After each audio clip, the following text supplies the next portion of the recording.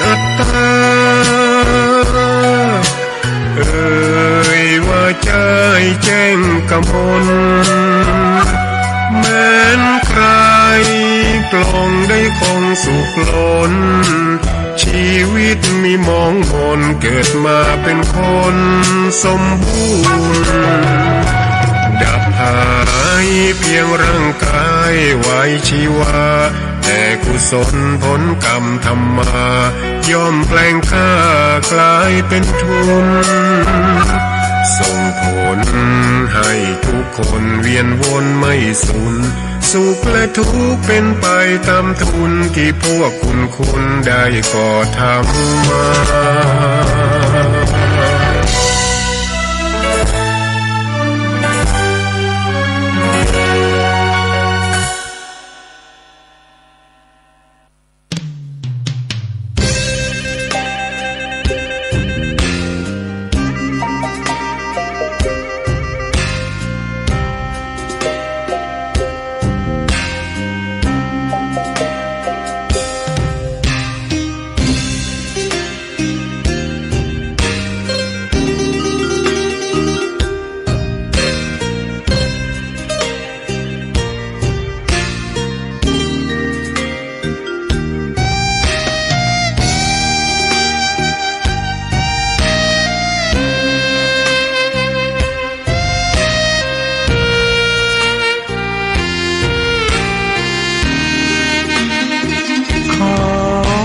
ตำนาน1,300 กว่าปีแม่ชามเทวีสร้างพระเจดีย์ที่วัดดอยน้อยพร้อมเจดีย์โค้งอีกองค์เคียงคู่อยู่ดอยสลับก้อนหินใหญ่น้อยร้อยเรียงหน้าอัศจรรย์พระธาตุสีทองแงนมองฝูงพึ่งทำรังช่างมีมนต์ขลังพลังศักดิ์สิทธิ์บนนั้นกล่าวคำไหว้สากราบสักการะคนลุกคนชันสัมผัสถึงสายสัมพันธ์คงเป็นลูกหลานเคยร่วมสร้างบุญวัดดอยน้อยอยู่กลางยอดดอยโรยต่ออำเภอดอยหล่อเขตติดต่อป่าซางลำพูนเดินทางปลอดภัยจากเชียงใหม่หรือสายลำพูนยินดีต้อนรับนักบุญมาร่วมสร้างทานบารมีตี3 ตี 4เปิดสถานีฟังตุลุงยองนักเทศเสียงทองชื่อเสียงดังก้องทั่วฟ้าธานีตัวจริงเสียงจริงวัดดอยน้อยแม่จามเทวีต้อนรับญาติโยมที่มีจิตศรัทธามาร่วมสร้างบุญ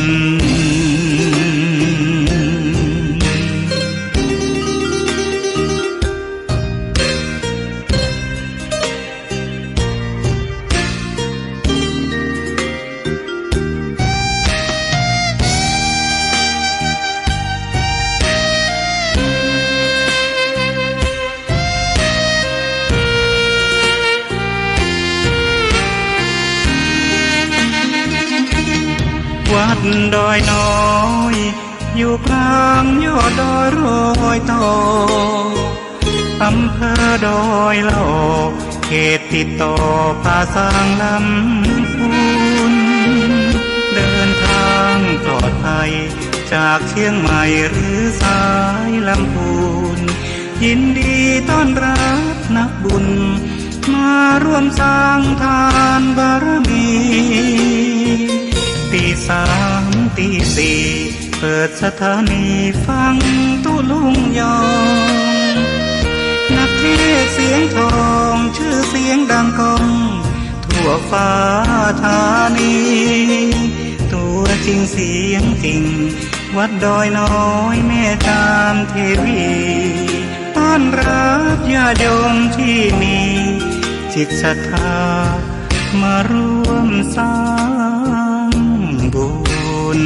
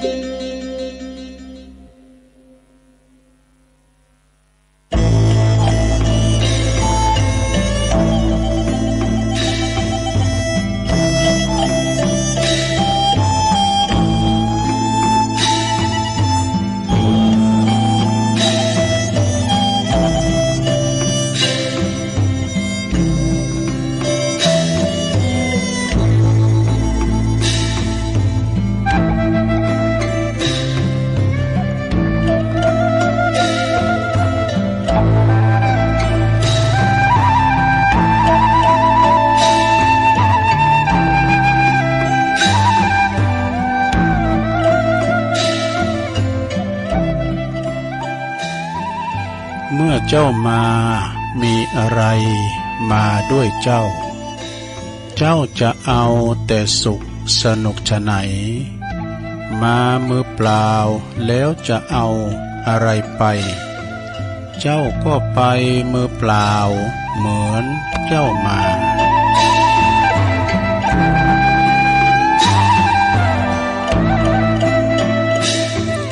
ตื่นเจ้าขึ้นมา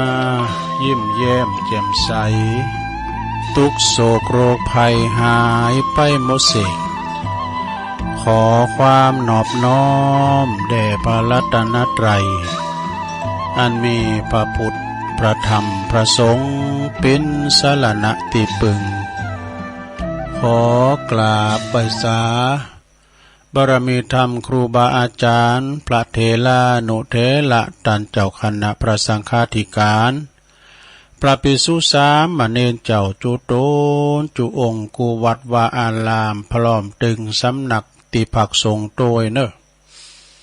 เจริญปอนมายังบรรดาปอออกแม่ออกศรัทธาตันสาธุชนนักศีลนักบุญคุณดีทั้งหลายเนาะ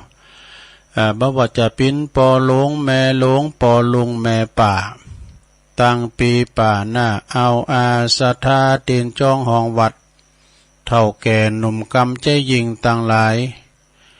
ตื่นจืนขึ้นมาก็มุนคืนเปิดวิทยุฟังรายการนี้เปิ้นตั้งชื่อว่ารายการสัพเพเหระปะกิณกะค่อนลุงไก่แจ้ง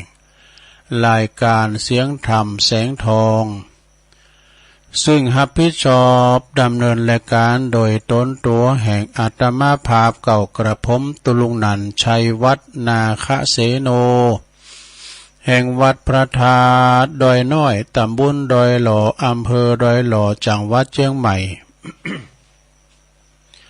มาพบมาปะกันในยามค่ำคืนก่อนลุงไก่แจ้งนะมาปะกันวันนี้ก็ตรงกับวันพฤหัสบดีที่27วันนี้แล้วเนาะเดือนกรกฎาคมพุทธศักราช2566เข้ามานี่นะวันเวลาลงเลยผ่านไปโว้ยเนาะก่อนอื่นที่ลุงจะเอารายจือสถานีแต่ละคืนนี่เป็นคืนบุญเนาะตัวลุงก็จะได้ไหว้พระกันเน้อเพื่อความเป็นสิริเป็นมงคลเนาะพร้อมแล้วก็กราบหนึ่งกราบสองกราบสามอิมินาสกาเลนะพุทธังอภิปูชยามะอิมินาสกาเลนะธัมมังอภิปูชยามะอิมินาสกาเลนะธัมมังอภิปูชยามะ อะระหังสัมมาสัมพุทโธภะคะวาพุทธังภะคะวันตังอภิวาเทมิสวากขาโตภะคะวะตาธัมโมธัมมังนัมมัสสามิสุปฏิปันโนภะคะวะโตสาวกสังโฆสังฆังนะมามินะโมตัสสะภะคะวะโตอะระหะโตสัมมาสัมพุทธัสสะนะโมตัสสะภะคะวะโตอะระหะโตสัมมาสัมพุทธัสสะนะโมตัสสะภะคะวะโตอะระหะโตสัมมาสัมพุทธัสสะอิติปิโสภะคะวะอะระหังสัมมาสัมพุทโธวิจาจารณะสัมปันโนสุขโตโลกวิโตอนุตตโลปุริสตัมมสาลติสัทธาเทวมนุสสานังพุทโธภะคะวะติสวากขาโตภะคะวะตาธัมโมสันติติโกอากาลิโกเอหิปัสสิโกโอปันนะยิโกปัจจตังเวทิตาโปวินโยหิติสุปฏิปันโนภะคะวะโตสาวกสังโฆอุจจุปฏิปันโนภะคะวะโตสาวกสังโฆยายะปฏิปันโนภะคะวะโตสาวกสังโฆสาเมจิปฏิปันโนภะคะวะโตสาวกสังโฆยัตติตังจัตตาลิปุริสยุคาเนอัฏฐปุริสปุคลาเอสะภะคะวะโตสาวกสังโฆอาหุนายโยปะหุนายโยตักขินายโยอัญจลิกาลนิโยอนุตตลังปุญญเขตังโลกัสสติจายันโตโพธิยามุเลสักยานังนันทิวัตโนเอวังตวังวิจโยโหหิจยสุจยมังคัลเลอปัลลาจิตะปันลังเกสีเสปัตตวิปุคะเลอภิเสเกสัพพพุทธานังอากาปโตปโมทัตติสุนักตังสุมังกลังสุปปะตังสุโหติตังสุขันโนสุโมโหโตจะสุยิทังพลัมมาจาลิสุปัทคินังกายกัมมังวาจากัมมังปัทคินังปัทคินังมโนกัมมังปณิทิเตปัทคินาปัทคินานิกาตวานะละพันตัตเถปัทคิเนสัพพิติโยวิวาจันตุสัพพโลกวินาสตุมาเตภวัตวันตรายโยสุขีติกายุโกภวะอภิวาทนาสิลิสานิจังวุตตาปัจจายโน จัตตารโอธรรมาวัฏันติอายุวันโนสุขังปะลังเอาแล้วศรัทธาญาติโยมทั้งหลายตุลุงก็ปินเก้าปินโหนนำสวดมนต์ไปปินตีเรียบร้อยก็ขอคุณปฏิตไลรัตนะผ่านแผ่วตั้งพระเกี่ยวเจ้าตั้งสามประการจงดลบันดาลมาปกป้องคุ้มครองรักษาวัดวาอารามขวงเกี่ยวตั้งสามตั้งครูบาอาจารย์พระสงฆ์องค์สามเณรเจ้าเนาะอยู่กับวัดกับวาได้เผยแผ่สัจธรรมคำสอนขององค์พระสัมมาสัมพุทธเจ้าอยู่กัมจูปูจาวรศาสนาไปเหิงเมื่อนานเป็นเนื้อนาบุญศรัทธาญาติโยมได้มาไหวสาสักการะปูชากราบไหวเน้อพอออกไม่ออกศรัทธาพอหลงไม่หลงก็ขอให้อยู่ดีมีสุขภาพพลานามัยสมบูรณ์แข็งแรงกินข้าวลำกินน้ำลุงเน้อปินหล่มโพหล่มใสของลูกของหลานหน่อปินตีปรึกษาเวลาว่าเขาเยบัดใจใส่บัดทุกคนแหน่น้ำเขานะตัวลุงก็เป็นกำลังใจกับอีปออีแม่ที่เดินเหินไปไหนมาไหนบ้านใดก็เอาวิทยุปินกูปินกีมนะลงเนอะฟังนำฟังทำไปเนาะลูกหลานตันเต่าจะออกคู่หมอกโหเอารถอาลาออกไปก็มีสติก่อนสตาร์ทเนอะรถมันหลงมันลายระวังตึงรถเฮาระวังตึงรถเปิ้นเดินทางแข็งขาดปลอดภัยทั้งขาไปและขากลับเนอะ ตุลุงก็จะได้เอ่ยไปตังสถานีวิทยุในเครือข่ายที่เปิดหับสัญญาณรายการธรรมะชงเวลาตั้งแต่ตี 3 ถึง 5 โมงเนาะ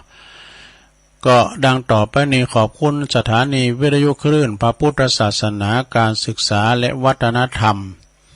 ของวัดไฟหินเนอร์ FM 104.50 เมกะเฮิรตซ์โดยเมตตาบารมีธรรมอาจารย์พระครูสมุวิสุวัฒน์วรกิจโจองค์ขลงในเมืองก็ฟังกันแต่เพลงมาแล้วก้าเนาะ ขอบคุณสถานีวิทยุคณะสงฆ์อำเภอฝางตั้งอยู่ที่วัดพระบาทอุดมนำบ่อเศร้าวาสำนักวิปัสสนา FM 100.25 เมกะเฮิรตซ์โดยเมตตาบารมีธรรมหลวงพ่อพระครูสุจิตานุรักษ์หลวงพ่อใหญ่เจ้าคณะอำเภอฝางเนาะขอบคุณทวีจำเริญโชติธรรมโมท่านพระอาจารย์อมรเทพอุปสันโตอุดเถินตุปิโจตั้งเมืองฝางไม่อายใส่ประการก็ฟังกันหลายตังปุ่นฟุ้นตกหมันบนเนอขอบคุณสถานีวิทยุแดนดินถิ่นล้านนาตั้งอยู่ที่บ้านห้องงัวตำบลนำบ่อหลงอำเภอสันป่าตองเนอะ FM 103.50 เมกะเฮิรตซ์โดยคุณรุจิสมบัติเงาคำคืนนี้ก็ไปไกลตะลุงสแตนบายไว้ตั้งหลังนี่ขอบคุณสถานีวิทยุชุมชนนะคลื่นวิทยุธรรมะชุมชนคลื่นธรรมะของชุมชนวัดห้วยตองซักตำบลคงเป้าอำเภอจอมทอง FM 98.75 เมกะเฮิรตซ์โดยเมตตาบารมีธรรมอาจารย์พระครูวาปีวรมานิตท่านพระอาจารย์ชวลิชัยวังโสโซนไต่นี่ก็ฟังกันมาตั้งแต่เพลงแล้วก็ให้เนาะก็ฟังกันไปโซนไต่สายไต่ขอบคุณสถานีวิทยุมนเสียงธรรมอำเภอแม่แจ่มจังหวัดเชียงใหม่ วัดบุพาราม FM 106.25 เมกะเฮิรตซ์โดยเมตตาบารมีธรรมหลวงพ่อท่านพระครูวิสิทธิ์มงคลวิสิทธิ์หลวงพ่อใหญ่เจ้าคณะอำเภอแม่แจ่มขอบคุณท่านปลัดอุทัยตึง2อุทัยโดยเด้อพี่น้องแม่แจ่มก็ฟังกันหลายขอบคุณสถานีวิทยุเน็กเนลเรดิโอ FM 96.75 เมกะเฮิรตซ์ตั้งอยู่ที่บ้านโจงตำบลทุ่งกวาวห้างหุ้นส่วนจำกัดอนุสรณ์เรดิโออำเภอเมืองปานจังหวัดลำปางเด้อขอบคุณสถานีวิทยุชุมชนคนเหนือเขื่อนตั้งอยู่ในบ้านดงดำอำเภอฮอดจังหวัดเชียงใหม่ FM 90.75 เมกะเฮิรตซ์ขอบคุณสถานีวิทยุเพื่อการศึกษาและพัฒนาอาชีพเรดิโอเน็ตเวิร์ก FM 103.00 เมกะเฮิรตซ์อำเภอเมืองจังหวัดลำปางโดยคุณอนุพงษ์ตาจีนะขอบคุณสถานีวิทยุเรดิโอเน็ตเวิร์ก FM 99.50 เมกะเฮิรตซ์วิทยาลัยเทคโนโลยีเพื่อการจัดการกฟผแม่เมาะลำปาง แล้วขอบคุณนั่นฟ้าเรดิโอโดยกำเดียวจะเปิดแล้วนะแล้วก็สีคำเรดิโอนาเหลืองนอกจังหวัดน่านอันนี้เป็นรายการเจ้าของศรัทธานี่หรือว่าพอหรือว่าเจ้าหน้าที่เปิ่นลิงก์สัญญาณผ่านวิทยุของเปิ่นสู่ท่านผู้ฟังต่างหอต่างเหินได้ยินถึงสองหูนะลงเนาะหูหนกก็ ฟังกันไปลงเด้อฟังไปรับไปเดี๋ยวตุลุงเจ้าว่าทำเนาะมาพบมาปะกันวันนี้ศรัทธาญาติโยมต่างหลายเนาะบางคนก็ตื่นมาแล้วแต่บางคนก็ยังอยู่ในห้วงแห่งความนิทรายังหลับยังนอนอยู่นะก็มันยังเจ้าอยู่ตัวเฮ้ยลุกมาก็มันจังเยเสื้อก็ปีหยังนอนเนี่ยก็ลงหลับนอนหันก่อนนอนฟังก็ได้นะนอนไปฟังไปก็หลับไปมันเพลงมันทำกล่อมรับอย่างทุลุงว่า ทำกล่อมรับเน้อศรัทธาญาติโยมทั้งหลายตัวลุงจะเอาคำกลอนมากล่าวฟังกันเน้อศรัทธาเนาะฟังฟรีๆนะ เดดังอาจารย์นิคมปัญจังวาเนาะคำกลอนตอนเช้าสอนอกสอนใจสุริโยไทยไขแสงใกล้แจ้งแล้วฝูงวิหกร้องเจ้ยแจ้วแสวงหาซึ่งอาหารทะยานไปในนภาโมปักษายังขยันหมั่นหากินท่านที่รักจะซบนอนอยู่ใยเล่าตื่นแต่เช้าขัดเกลาจิตเป็นนิจศีลประพฤติธรรมพระสัมมาเป็นอาจินรักษาศีลให้มั่นหมั่นภาวนาเขาคลาเหมือนกันนะหลวงเนาะอายุไขในมนุษย์สุดจะน้อยอย่ามัวคอยโอกาสวาสนาคืนแล้ววันที่เคลื่อนไปไม่หวนมาอย่าชักช้าอบรมได้ทั้งใจกายเนี่ยเขาทาเนอสถานเนาะสรรพสิ่งใดๆในโลกนี้ไม่คงที่แปรเปลี่ยนน่าใจหายแต่สิ่งหนึ่งติดตามไปไม่รู้วายดุจสหายคือกุศลและผลบุญแต่กันเนาะน้อมกราบพระรัตนตรัยในสถานดลบันดาลพรประเสริฐบังเกิดหนุนดุจสายทานจากฟากฟ้าเกื้อการุณเป็นผลบุญแผ่กว้างไกลในโลกา จบสดาญาโยมมันมื้อแอมาวาปัดฝุ่นนะครับเนาะอันนี้เป็นมีคำกำว่าไม่พ้นความตายวะดูโอ้แต่ว่าวันซื้อนี่ต่อไปหันในคลิปในโทรศัพท์เนี่ยอันนี้เป็นว่าเทวดาเพลงวะสดาเทวดาเพลงเนี่ยคือเปิ้นแต่งบทเพลงหลายเพลงแต่ตุลุงก็เปิดไว้หรอผลงานเพลงพอหรือยัง ของสอนคีรีศรีประจวบอันนี้ก็บทประพันธ์เพลงนะไผคุณเนี่ยนะบทเพลงเทวดาเพลงแต่งเพลงใดดีนักร้องโด่งดังก็เปิดมาก่อนจัดลายเนาะเบื้องหลังความสำเร็จผลงานอาจารย์ชลธีทานทองเนี่ยเปิ้นเป็นนักบทประพันธ์เพลงอย่าเปิ้นแต่งก้อนนะกันเนาะอันนี้เปิ้นแต่งไปดังเพลงนะก็ไม่พ้นความตายนะถึงมีทรัพย์มากล้นพ้นภูเขาจะเที่ยวเอาชีวิตไว้ก็ไร้ผลเนี่ยความตายนั้นหมายหัวทุกทั่วคน มีหรือจนโง่ฉลาดไม่พลาดตายคุณเฮาก็ตึกตายเนาะสถานเนาะคุณเฮามนุษย์เกิดตายชีวิตวางวายเหมือนกันตัวน่ะอยากดีมีจนคนในโลกหลาป้อยลับตาไปพลิ้วเต็มที่เขาก็เอาไม้งิ้วมาแป้งตูบน้อยตานเติงเนี่ยโอกาสหยาดน้ำนาบุญรอถึงหากมาดูเปิงจัดสมน้ำหนา ยามเมื่อปินคุณปากแห้งแข็งกาดจักกินต้านนาอยากลำนี่เพิ่นว่านะหลง กินจะไปโกผานตาลจะไปโกเสียงเด้อการเฮาได้ของสั่งมานะครูบาเพิ่นว่านะโอ้อันนี้ก็ของเฮาเปิ้นตั้งหลายยืมได้เฮายังได้นะบุญของเฮาอ่ะนะเป็นบุญเป็นบุญกินบุญตาลอย่างว่าไผก็ขาได้เหมือนกันบ่ได้รถยนต์ไผก็ขายได้เนาะรถยนต์ไผก็ตุลูกก็ขายได้มันก็ล้อรถมันบ่ได้อ่ะเพราะหยังเพราะเฮามีบุญถึง ได้ขี่ก็รถเปิ้นรถโบกอ่ะเนาะรถโบกเยอะตุก็อยู่ที่มดตาโบกรถแดงรถเหลืองก็มาถึงจอดเนาะรถโบก บุญภัยบุญมันสุขภาพร่างกายก็เหมือนกันนะหลวงเด้อบางคนก็เกิดมาก็อุ้มลูกออกมาเฮาพอละอ่อนนะมันเกิดมานี่มันสบายสำห้านนะโอ้ยปุ่มใสไตเหลืองนี่ก็มีนะเนาะมันสำห้านสักเท่าใดคุณเฮาก็เหมือนกันนะบางคนก็สุขสบาย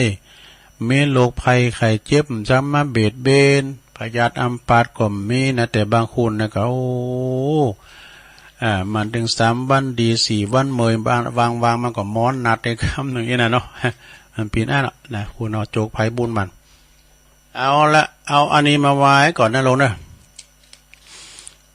อันนี้เป็นเรียกว่าเป็นการขอบคุณนะเสวนาจะพาลานนั่งนั่นนะการขอบคุณพานจะพาไปหาพิษถ้าคบบัณฑิตจะไปหาผลเนี่ยถ้าคบคนจนจะป้าไปลุย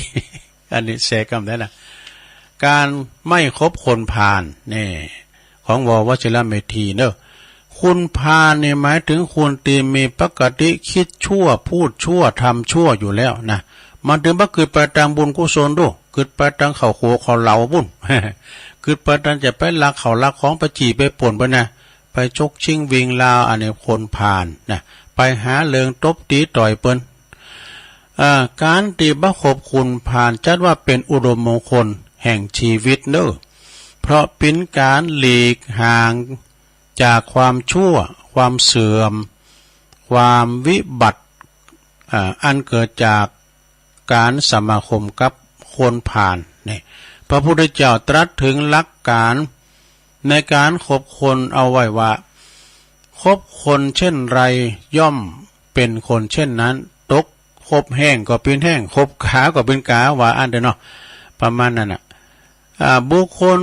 คบคนเลวยอมเลวลงเนี่ยบุคคลคบคนเสมอกันยอมบ่เสริมเนาะคบคนประเสริฐยอมมีฐานะดีขึ้นโดยพลันเนี่ยเพราะฉะนั้นจึงควรคบผู้ที่มีคุณเหนือกว่าตนนี่พระพุทธเจ้าเพิ่นตรัสไว้นะแล้วก็เปิ้นก็ยังว่าอันนี้กะโลงเปิ้นว่าโครงโลกนิติกล่าวถึงอันตรายของการคบคนผ่านไว้ว่าคบกาโหดให้เสียพงแน่เสียพงเผาคบตระกูลหงคบตระกูลเหมหงแหลกด้วยคบคนชั่วจับปลงคบความชอบเสียนาเนี่ยอันนี้จะคำกรนะคำกระโลกนะแปลว่าตราบลูกหลานเลนม้วยไม่ม้วยนินทา จบลงไปแล้วเปิดก่อนยังว่าการแถมนะอันเจ้าคบคุณพานเนาะคบคุณพานกับคบคนบาดีนะแล้วการคบบัณฑิตแล้วบัณฑิตคือนักปราชญ์บัณฑิตหมายถึงผู้ที่ดำเนินชีวิตด้วยปัญญานะคุณลักษณะของบัณฑิตคือมีปกติคิดดีพูดดีทำดีเนี่ยการคบบัณฑิตจัดว่าเป็นอุดมมงคลแห่งชีวิตเนอะเพราะเป็นจุดเริ่มต้นแห่งความสุขความเจริญความรุ่งโรจน์โชติการเป็นโอกาสทองของเป็นโอกาสทองการได้สนิทสนมกับนักปราชญ์ผู้ทรงศีลทรงธรรมทรงปัญญานี่การคบบัณฑิตนี่เหมือนกับอยู่ท่ามกลางหมู่ญาติเนี่ยหมู่ญาติพี่น้องเฮาตีเต็มไปด้วยความปรารถนาดีส่วนว่าการคบคนพาลนั้นเหมือนตกอยู่ในท่ามกลางวงล้อมของศัตรูที่คอยแต่จะหาช่องทางสร้างความวินาศ นะพระพุทธเจ้าตรัสไว้ถึงลักในการคบคนตีควรคบเอาไว้ว่าบ่คบไม่คบไม่ควรคบมิตรชั่วนะไม่ควรเกลือกลั้วคนเลวทรามพึงพยายามคบมิตรที่ดีพึงคบคนที่เป็นยอดคนกะลงนี้มันว่าเด้อเนาะเมื่อว่าคบคนดีแล้วนะปูชาจะปูชนียานังเอตัมมังคลมุตตมังก็ควรปูชานะปูชาคนที่คนปูชานะการปูชาก็หมายถึงการยกย่องนับถือเชิดชูดูเอาเป็นแบบอย่างนะสิ่งที่ควรปูชาทั้งมีทั้งตีเป็นวัตถุหรือว่าปูชนียวัตถุก็ดีและก็ทั้งที่เป็นบุคคลหรือว่าปูชนียบุคคลสาระสำคัญของการปูชาก็คือการเห็นหูถึงคุณค่าแท้ของปูชนียวัตถุปูชนียบุคคลตีตนเคารพนับถือเชิดชูบูชาเปินน้อมนำพัฒนาตนให้เจริญยิ่งขึ้นไปสอดคล้องกับที่พระพุทธองค์ตรัสไว้ว่าผู้ใดปฏิบัติสมควรแก่ธรรมผู้ใดปฏิบัติธรรมสมควรแก่ธรรมปฏิบัติชอบยิ่งปฏิบัติตามธรรมอยู่ผู้นั้นคือชื่อว่าบูชาเราตถาคตนะด้วยการบูชาอย่างยอดเยี่ยมนี่นะและเป็นมีทั้งหน่อยหนึ่งว่าการในความหมายแบบปัจจุบันการปูชาก็หมายถึงการมีภัยสักคุณติเป็นแรงบันดาลใจในการดำเนินชีวิตนั่นเองผู้ที่เจริญลอยตามบุคคลผู้ที่เป็นแรงบันดาลใจของตนย่อมมีโอกาสที่จะประสบความสำเร็จเป็นอย่างสูงด้วยนะดังเช่นมาลาล่าอยู่ซับไซ อันนี้ไปเขียนมานะตุลุงจะอ่านตัวอันนั้นได้ไปเขียนตัวไทยมาดูซึ่งมีอายุเพียง16 ปีนะหลอนคนนี้นะมาลาล่านี่นะแต่ก็กลายเป็นเด็กหญิงอายุน้อยที่สุดในประวัติศาสตร์โลกที่ได้รับรางวัลโนเบลนะสาขาสันติภาพแล้วก็เธอเจริญลอยตามปูชนียบุคคลมีภัยเป็นต้นแบบของตนเช่นมหาตมะคันธีแม่ชีเทเลซาเนลสันแมนเดลาเนี่ยมาร์ตินลูเทอร์คิงจูเนียร์เป็นต้น อันนี้นะมันไม่คู่หรอกเป็นคู่แบบอย่างที่ได้ประพฤติตามเนี่ยนะเอาจบลงไปสนาญาโยมทั้งหลายอันนี้ขอบคุณเป็นว่าโชคดีตลอดชีวิตนะของววชิรเมธีเนาะเกร็ดความรู้เล็กๆน้อยๆเอานี่มาวาทำกรรมหนึ่งกันเปิดผ้าลุ่มก็แสบตากันเปิดก็สีว่าห้อนเปิดเป็นกรรมนะลงนะเปิดเป็นกรรมเอาจะเอานิวรณ์นะลงนะนิวรณ์นี่นะนิวรณ์นี่เป็นเครื่องกันนะนิวรณ์นี่มันบัดดีเนาะนิวรณ์หาอย่างนี่นะนิวรณ์นี่แปลว่าเครื่องกั้นนะเครื่องกั้นนิวรณ์5เนี่ยทำอันกั้นจิตบ่หือบรรลุความดีเรียกว่านิวรณ์มี5อย่างหยังปะล่ำมี5อย่างหยังปะล่ำก็คือ1กามฉันทะพอใจรักใคร่ในอารมณ์ที่ชอบใจมีรูปเป็นต้นเนี่ยโอ้พออกพอใจคุณนั่นนี่หล่อเราเอางามเลยนะอันนี้ก็มีรูปเป็นต้น2พยาบาทปองร้ายผู้อื่นเนี่ยโอ้หันมาเนี่ยจับตาเนี่ยพยาบาทปองร้ายเปิ้นเห็นจะเขียนขาเปิ้นนี่นะอันนี้พยาบาท3ถินนมิทะความติดจิตหดหูและเคลิบเคลิ้ม4อุทธัจจกุกุจจะฟุ้งซ่านและรำคาญ5วิจิกิจฉาลังเลไม่ตกลงได้ลังเลสงสัยนะนิวรณ์หานี้ปิ้นเขิงปิดกันครอบงำจิตเนอะบ่เหอพอหันทำบ่เหอบรรลุคุณงามความดีดังนั้นผ ผู้ปฏิบัติธรรมบ่ควรท้อถอยเด้อควรใจทำแก่นิวรณ์เป็นอย่างไปคือเจริญกายานุสติแก่กามฉันทะเนี่ยอันเจริญกายาคตาสตินี่นะเนาะแก่กามฉันทะเจริญเมตตาแก่พยาบาทเนี่ยเมตตามันพยาบาทเท่าเมตตามันนี่นะเจริญพระพุทธคุณแก้ถินนมิทะเพ่งกสินแก่อุทจักกุกุจจะเนี่ยเจริญถาดกรรมฐานแก่วิจิกิจฉาเนี่ยเมื่อจิตปลอดจากนิวรณ์ทั้งห้าหักษาเหือนแนวแนอยู่ในอารมณ์จีวะสมาธิอันเป็นปัฏฐานเปอคุณธรรมเบื้องสูงต่อไปจบลงไปซะละหลวงหูเลิงอันนี้เป็นหนังสือหนังธรรมยานวโกวาทเอามาขันรายการนะตอนนี้ไปก็นี่เท่ากันอันนี้มาวาเท่ากันอันนี้รีบไปมานะลืมไปแล้วกันฮะขำคืนไม่ขี้ลืมนะตัวลุงไม่ขี้ลืมนะเอานิทานมาเล่าก่อนเนาะเอานิทานมาเล่าก่อนนะอันนี้มาเล่าก่อนกรรมนิทานกรรมฐานนะครูบาเจ้าเขาปีนะเนาะยังมีสมัยหนึ่งพระภิกษุเดินเที่ยวอยู่ในป่านะบ่มีไผจักมาถวายทานภิกขุนั้นก็บ่มีอันยังจะฉันนะภิกขุทั้งหลายนะโอ้มันอยู่ในแพะในป่ามีไผไปหันใส่เจ้าบ้านก็ไกลก็มีไผมาใส่บาตรหยาดปกภิกษุทั้งหลายก็อดข้าวอดน้ำเหมือนกันเด้อภิกษุรูปหนึ่งก็เดินเข้ามาในบ้านวะนะตัวเจ้าตุนหนึ่งก็เดียวเข้ามาในบ้านก็มาหลอกลวงพี่น้องชาวบ้านต่างหลายว่าบ่เดียวนี่นะศรัทธาญาโยมทั้งหลายมีตุนบุญเนอะนี่นะครูบา ยังมีภิกษุรูปหนึ่งเนอะมีภิกษุมีบุญรูปหนึ่งนะถือกรรมฐานอย่างเคร่งครัดเนอะผู้ใดได้ไปถวายทานปัจจัยทั้งสี่ผู้นั้นจักการกรุงลุงเรืองได้บุญนักนะได้บุญนักหลายวะแล้วก็ยังมีเศรษฐีเจ้าของเมืองนั้นนะ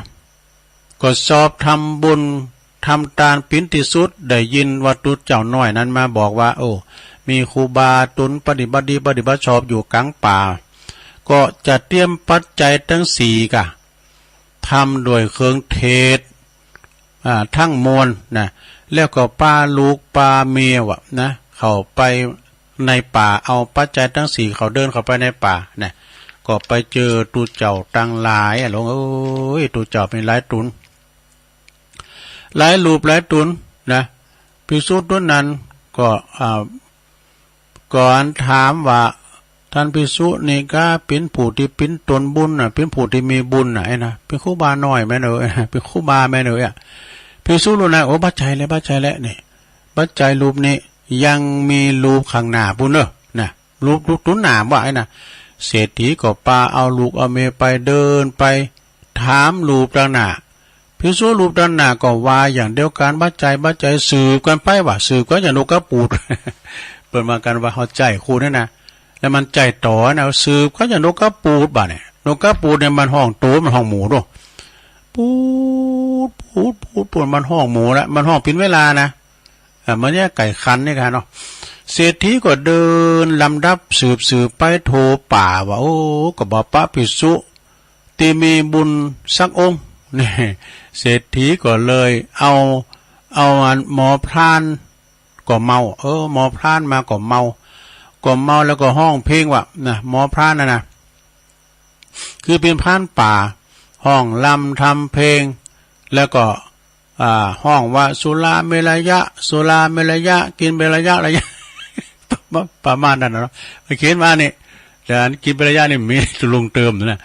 มันห้องเพลงในพรานนี่นะมันเมาเหล้าด้วยมันห้องเพลงห้องลำทำเพลงว่าสุราเมรยะมันแต่กินเมรยะนั่นมีนะตุลุงเติมเลยก็บ่อนนั้นนะอยู่บ่อนนั้นก็หายเมาหายเมาแล้วก็กลับขึ้นไปดูตีงาไม้แถมโตก็หันใส่หูออก เป็นขว้างเป็นขว้างในนั้นก็มีน้ำทั้งหมดเด้อโอ้อันนั้นมันเป็นโพรงหรือว่าเป็นโกนไม้หมอพรานก็กลุ่มลงมองดูตามหูไม้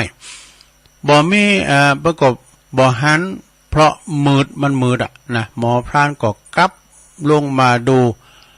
รูต่างลางก็เป็นโพรงไม้นะโพรงต้นไม้เป็นโกนไม้ว่าตอนเนาะก็หันโพรงไม้นั้น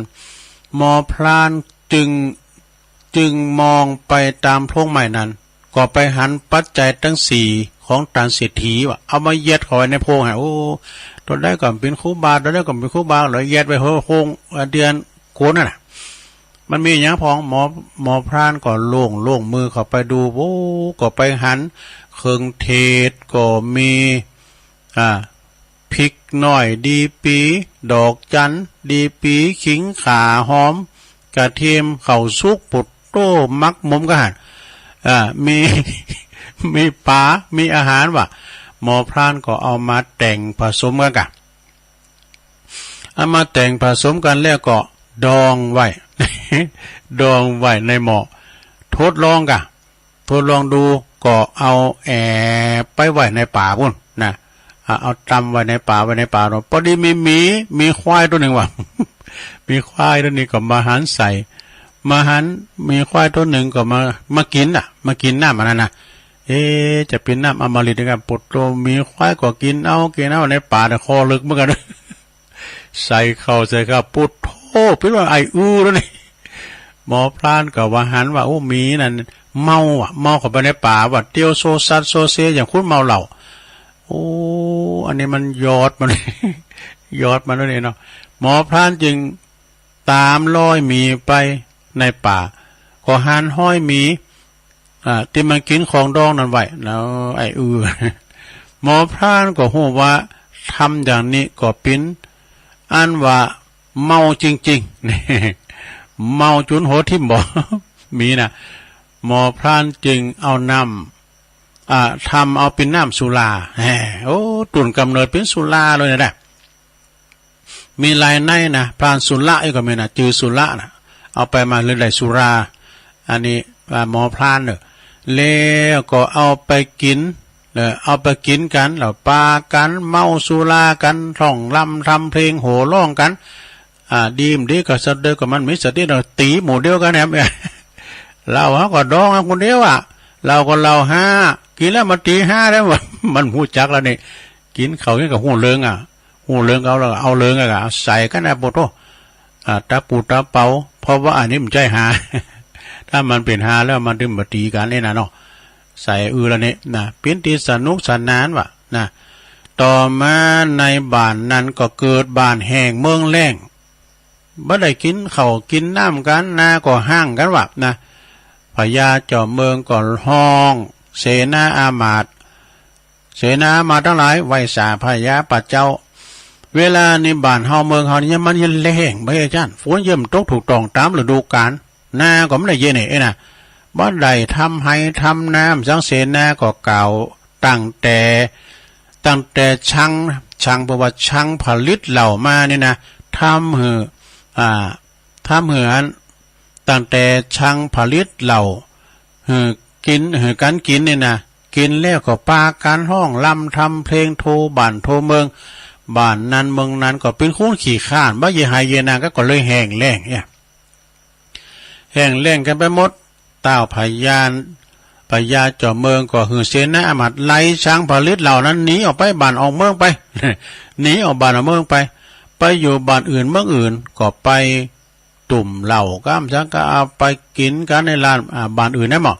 บ้านนั้นก็แห้งแล้งแท้หมดพญาบ้านนั้นเมืองนั้นก็ไล่ไปแถมเมืองก็ไปประกอบธุรกิจแถมเมืองเนี่ยน่ะเราก็เลยมีทุกโหละแหงทุกบ้านทุกเมืองในกาลบัดนี้พิ้นว่ารู้ได้ช่างผลิตเหล่านั้นมีบ้านใดบ้านหนึ่งบ้านนั้นก็จะเกิดบ้านแห่งเมืองแล่นในกาลบัดนี้แหละจบลงไปสถาเนี่ยที่มาของอันสุราเมรัยมีก่อนนะเนาะตุลุงจังหวานะถ้าว่าเมื่อแรงเมื่อไหร่เนี่ยปตโตขีเหล่าเซลนะอันสุราเมรัยใช่น้ำเปล่า อย่ามัวเมาดื่มเล่นเช่นน้ำฝนไม่ว่าเหล้าหรือเบียร์พาเสียคนประสบผลกับความชั่วมัวหมองใจเนี่ยหมดค่าเหล้าเท่าไรไม่เคยหวั่นรอถึงวันชีพดับเพราะตับแข็งหากไม่ได้กินแทบสิ้นแรงคอทองแดงอย่างฉันรอวันตายอันนี้มันได้มันมึนละนะได้มามึนละมีโตทุกอย่างด้วยกันสุราไออื่นนะก่อนถ้าเขาว่าสาเนี่ยกินเนี่ยกินข่าวสารแล้วก็ย่าง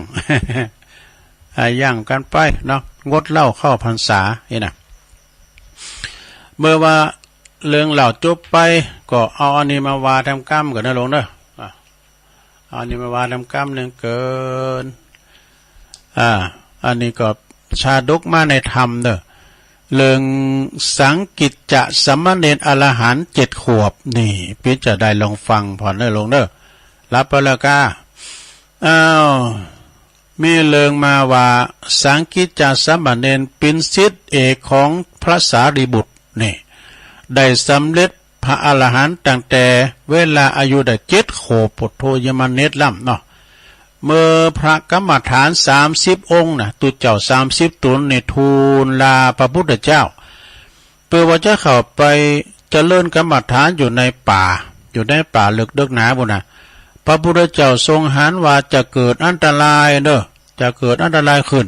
จึงตรัสสั่งเหินนำเอาสามเณรน้อยตุนนี้ไปด้วย พระเหล่านั้นก็ทูลลาปาเอาสามเณรน้อยออกเดินทางไปสิ้นระยะหนทาง120 โยชน์ดูไกลนะแกเนอะ120 โยชน์ในต่างบ้านเฮาไปเมืองฝางบนอากาศโยชน์ใน16 กิโลนะก็ไปถึงตำบลหนึ่งนะไปถึงบ้านหนึ่งตำบลหนึ่งเจ้าบ้านก็ได้หันก็เริ่มใสศรัทธาจึงขอไปจำวัดสาอยู่ที่ป่าใกล้ๆบ้านแห่งหนึ่งเนอะนี่นะศรัทธาต่างหลายจะได้ทราบเขาจังหันบ่ได้เตียวไก่นะมีคุณอาศัยมีคุณอาศัยกินเด่นว่ะคุณอาศัยกินเด่นนี่คือคุณทุกไล่เข็นใจหรอเนาะแต่ว่าเป็นไข่โยมก็ไม่ใช่นะคุณอาศัยกินเด่นกินแอบตุพระกินข้าวกุนบาทด้วยกันมันทุกไล่เข็นใจมีคุณอาศัยกินเด่นคุณหนึ่งไปอยู่ด้วยเมื่อคุณกินเด่นนั้นได้อาศัยเป็นกินอยู่กับตูกับพระก็ปรากฏว่าโอนปีดีงามแข็งแรงขึ้นมาว่ะหัวที่มันอะไรย้อมเนาะมาคิดข่าวคุณบาทก็เลยตุยปีดีงามมานะคุณกินเด่นนะคุณตูไล่เข็นใจจึงคิดว่าจะเป็นประโยชน์นะยังบ่เดี๋ยวนี้พละกำลังเขาก็มีหนักแล้วเขาไปอยู่ยังกับตูกับพระนี่ร่างกายพละกำลังเขามีหนักแล้วเขาจะออกไปละเขาจะออกป่าไปแล้วนะมันก็ออกจากป่าไปจึงหนีพระโดยไม่ได้บอกลาแหละไม่ได้บอกกล่าวลาสักคำนะกินเด่นคุณนานี้ไป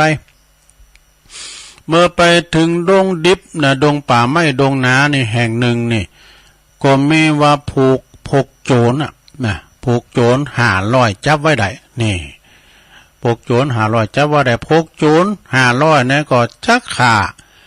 จะต้องขาคุณนี่นะเส้นไหวเทวดาวนะโอ้คุณกินเด่นมันก็จังจังจ๋านี่อ่อนวอนนะขอเตอจะไปขาเลยเพราะข้าพเจ้าเนี่ยเป็นคุณเด่นเป็นคุณกินเด่นนะคุณตักไล่เห็นใจเทวดาเพราะคงไม่ชอบหรอกนะรสจีนรสเนื้อของข้าเนี่ยมันแบบหวานเนี่ยเลยบอกว่าเวลานี้มีโพกพระออกมาโบสถ์นี่นะอยู่ในป่า30 องค์อยู่ในป่า30 ตุนก่อนถ้าได้พระเหล่านั้นมาขาเส้นไหวเทวดาคงจะดีใจเป็นแน่แต่ล่ะพวกโจรก็เลยฟังแล้วก็หันชอบด้วยจึงคุณเด่นเข็นใจนะคุณเข็นใจนำทางไปพอไปถึงที่พระเปตุเจ้า30 ตนอยู่นั่นแล้วก็ปาการเขาล้อมแล้วก็บอกความประสงค์ว่าขอประเดี๋ยวนี้ที่มาเนี่ยข้าพเจ้าขอเนี่ยข้าได้ตุเจ้าสักตุนนะจะเอาไปเปอร์เซ็นต์ไหวเทวดาเนี่ยปรากฏว่าตุเจ้าเหล่านั้นในตัวได้ต่างตนต่างก็ขึ้นมาว่าเฮาจักไปเฮาใจไปรู้กันไปว่ะนาทีนี้กูเนาะ รู้กันไปส่วนองค์โหนหนาเนี่ยโหนหนาตุเจ้านะโหนหนากับยากันนั้นเลยพวกท่านทั้งหลายนะไม่ว่าเป็นนาทีของข้าพระเจ้าเตอะนะข้าพระเจ้าขอรับผิดชอบเองเนี่ยพระดังหลายก็บ่ยอมพอบ่ยอมบ่ได้ท่านเป็นหัวหน้าจะต้องปกครองตุเจ้าทั้งหลายต่อไปตัวได้ก็เสนอเนี่ยจำไว้ดิพอดีสามเณร7 ขวบสามเณร7 ขวบนะสังกิจจาสามเณรว่าขอท่านตุลุงตุปีขอทั้งหลายนะอยู่เถิดเป็นเรื่องของข้าพเจ้าเองนะข้าพเจ้าก็ขอยอมสละชีวิตเปิดตันต่างหลายไปกับพวกนี้เถอะนะขออนุญาตไปตัวพวกเนี่ยพวกโจรเนี่ยพระทั้งหลายก็ห้ามนะ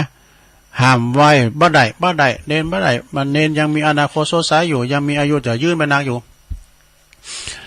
พระวันเนรเป็นศิษย์ของพระสารีบุตรโดยกันเนาะสามเณรจึงบอกว่าอุปชายของเฮาเนี่ยนะพระอุปชาของข้าพเจ้าพูดเรื่องนี้ลวงหน้าก่อนแล้วแน่เปิ้นเป็นพระอรหันตานะสามเณรน่ะเปิ้นฮู้เรื่องนี้ก่อนหน้าแล้วนะพระพุทธเจ้าก็ทรงทราบลวงหน้าเหมือนกันว่า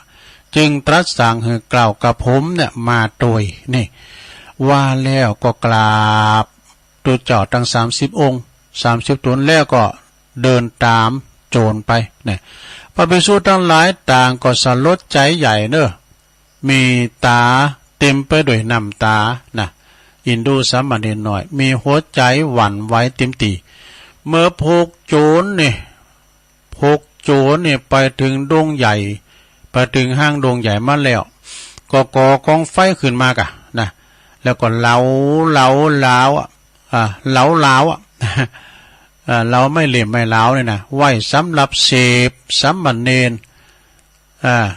สามเณรก็เข้าฌานเด้อนะนั่งตั้งในนั่งอธิษฐานจิตแผ่เมตตาเด้อพอไฟลุกดีแล้วบ่นายโจรก็จักเอาดาบขึ้นมากะ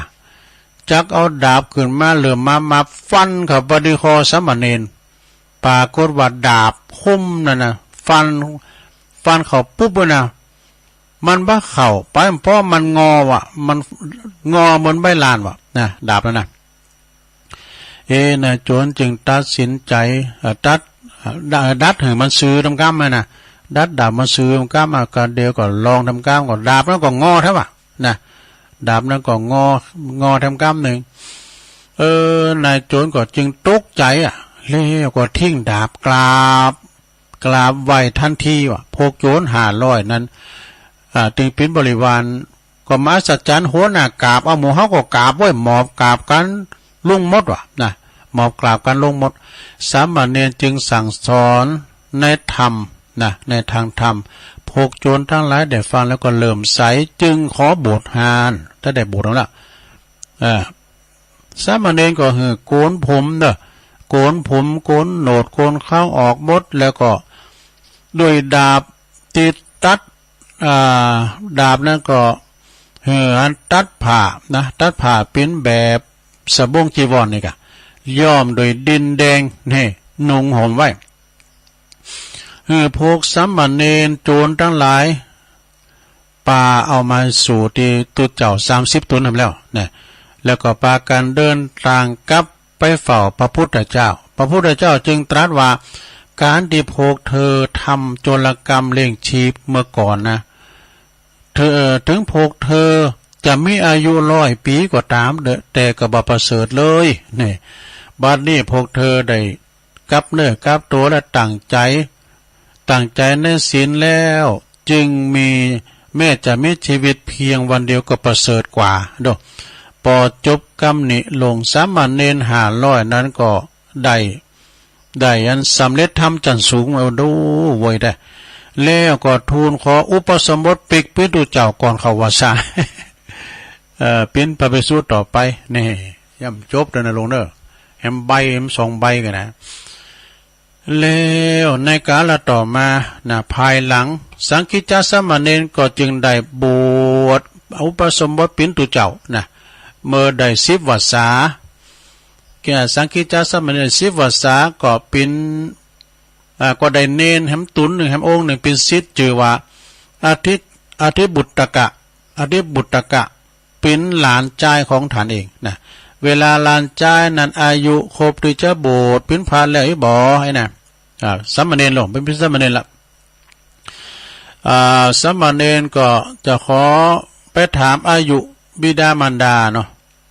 เฮาเนี่ยอายุครบ20 ปีแล้วก็หายนะสามเณรก็สามเณรอาทิปุตตกะก่อนลาเนาะลาอาจารย์ก็จะเดินทางไปก็ถูพกโจรโจรนี่หนักแล้วเลยก็บวชแล้ว500มีได้500ด้วยก็บวชแล้วไป500แล้วเนี่ยเดี๋ยวนี้ป้าโจรน้ำ500ด้วยเขาเดิมเหตุการณ์อย่างนั้นมาป่นจีบนะครับก็ไปถูกพกโจร500จับไว้แล้วจะขาเส้นเทวดาแล้วนะ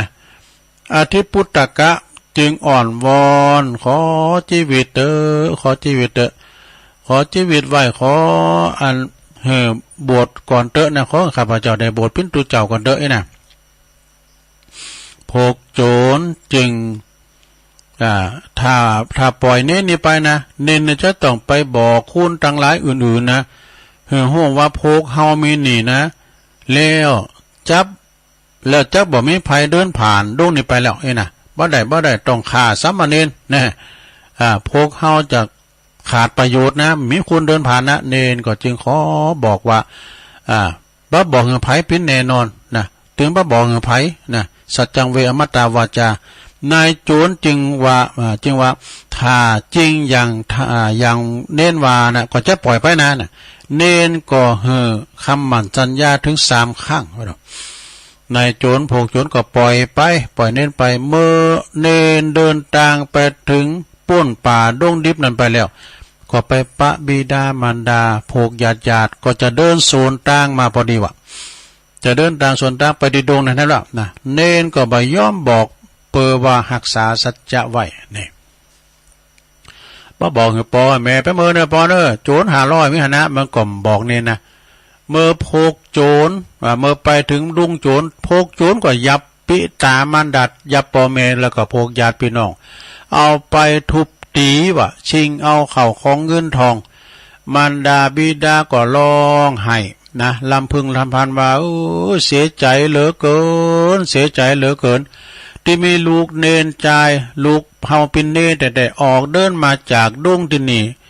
บ่กี่นาทีเนี่ยยังบ่บอกเฮอโหว่าโจรพกโจรไม่หนียังบอกให้ปล่อยแม่น่ะเนาะพกโจรหนน่ะโจรได้ฟังก็เลยชะงักนะก็เลยซักถามว่าเมื่อจะเจ้าทานอู่บ่คือก็ข้าฟังบ่ชัดนะก่อนลูกเนนข้าก็กำลังเดินผ่านไปนี่แหละก็มันย่ำบอกว่าโจรไม่หนีนะโจรทั้งหลายก็เลยซึ่งในน้ำใจในสามเณรที่ว่ามีสัจจะวาจาเป็นความจริงที่ว่าบ่องไผก็ปากันเริ่มใสต่อสามเณรแถมแล้วเริ่มใสต่อสามเณรอย่างยิ่งแล้วว่าแล้วก็ผู้รักษาความจริงไว้ได้นะแล้วตามไปโบสถ์ทั้ง500 คนว่าโจรกลับใจแล้วไปโบสถ์ถึง500 คนเนนก็ปากันเข้าไปเฝ้าพระพุทธเจ้าพระพุทธเจ้าก็ทรงแสดงธรรมให้ฟังโปรดให้สำเร็จอรหันตาเหมือนกันสิ้นเหมือนกันสิ้นนี่นะเรื่องนี้เปิ้นจริงหันว่าศีลและก็สัจจะเป็นของประเสริฐแท้ทั้งจี้หือหันว่าผู้ตีกำลังเข้าฌานเนี่ยนะไผฆ่าก็ถึงบ่ตายเนี่ยไผทำอันตรายอย่างใดก็บ่ได้คำที่แปลว่าดาบง้อเนี่ยมันมีที่มาที่ไปดาบง้อน่ะฟันคอก็บ่เข้าเหมือนกับงอเหมือนกับใบลานนี่นะใบลานมันงอหรอดาบคมนั้นภาษาบาลีเป็นว่าอาสินติมิตวาอาสินมิตวาทาลายะทารังปหาลิเนี่ยกรรมนี้นะพวกอันตังเกจิอาจารย์เปิ้น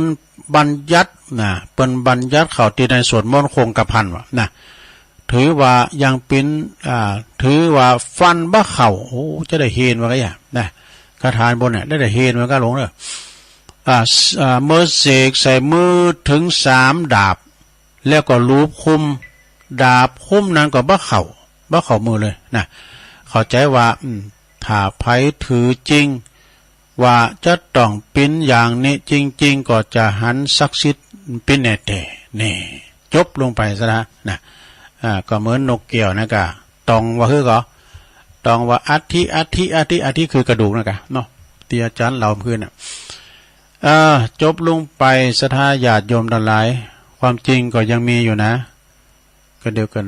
ศรัทธาวันนี้ตุลุงจะได้ตีทำมืองค่ำๆอยู่นะชั่วโมงที่2แล้วนะชั่วโมงที่2แล้วก็เดียวศรัทธาตุลุงจะผักกินเมงมาใจกินน้ำก่อนโอ้มันจะกลางไปยังเมงบุญเดี๋ยวขอโตกันเดี๋ยวจิบน้ำกันดีกว่า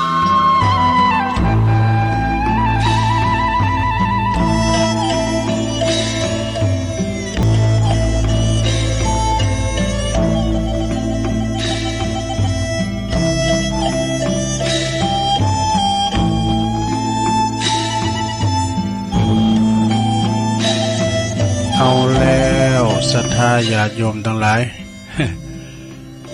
มาฟังกันต่อช่วงที่2เนาะตัวลุงก็จิบน้ำไปจุ่มคอมาเตียวไปเตียวมายืดสินยืดสายเนาะปล่อยเพลงไปเพลงในก็ปลุกแม่ครัวนะผลงานเพลงของอาจารย์ไวยพจน์เพชรสุพรรณและก็ทศพรหิมพานต์อันนี้เคยเปิดเนาะไอยุทธเนี่ยเพิ่นอยู่บ้านตุนพึ่งนะไอยุทธในเปิ้นโซโหมฟังเพลงวันนั้นไปปักการดีงานประเพณีนวัดตุนพึ่งน้องหลองบ่เดือนน้ำลำได้ฟังแล้วตัวไปเล่งโง่แล้ว ไปเล่งโง่แล้วอายุเนาะแล้วเนาะศรัทธาญาติโยมเดี๋ยวก็เดี๋ยวตุลงว่าทำนะทำอย่างตุทำอานิสงส์ทำบุญงานศพนะก็มีศรัทธาเกมว่าเนอแม่แก้วยาวา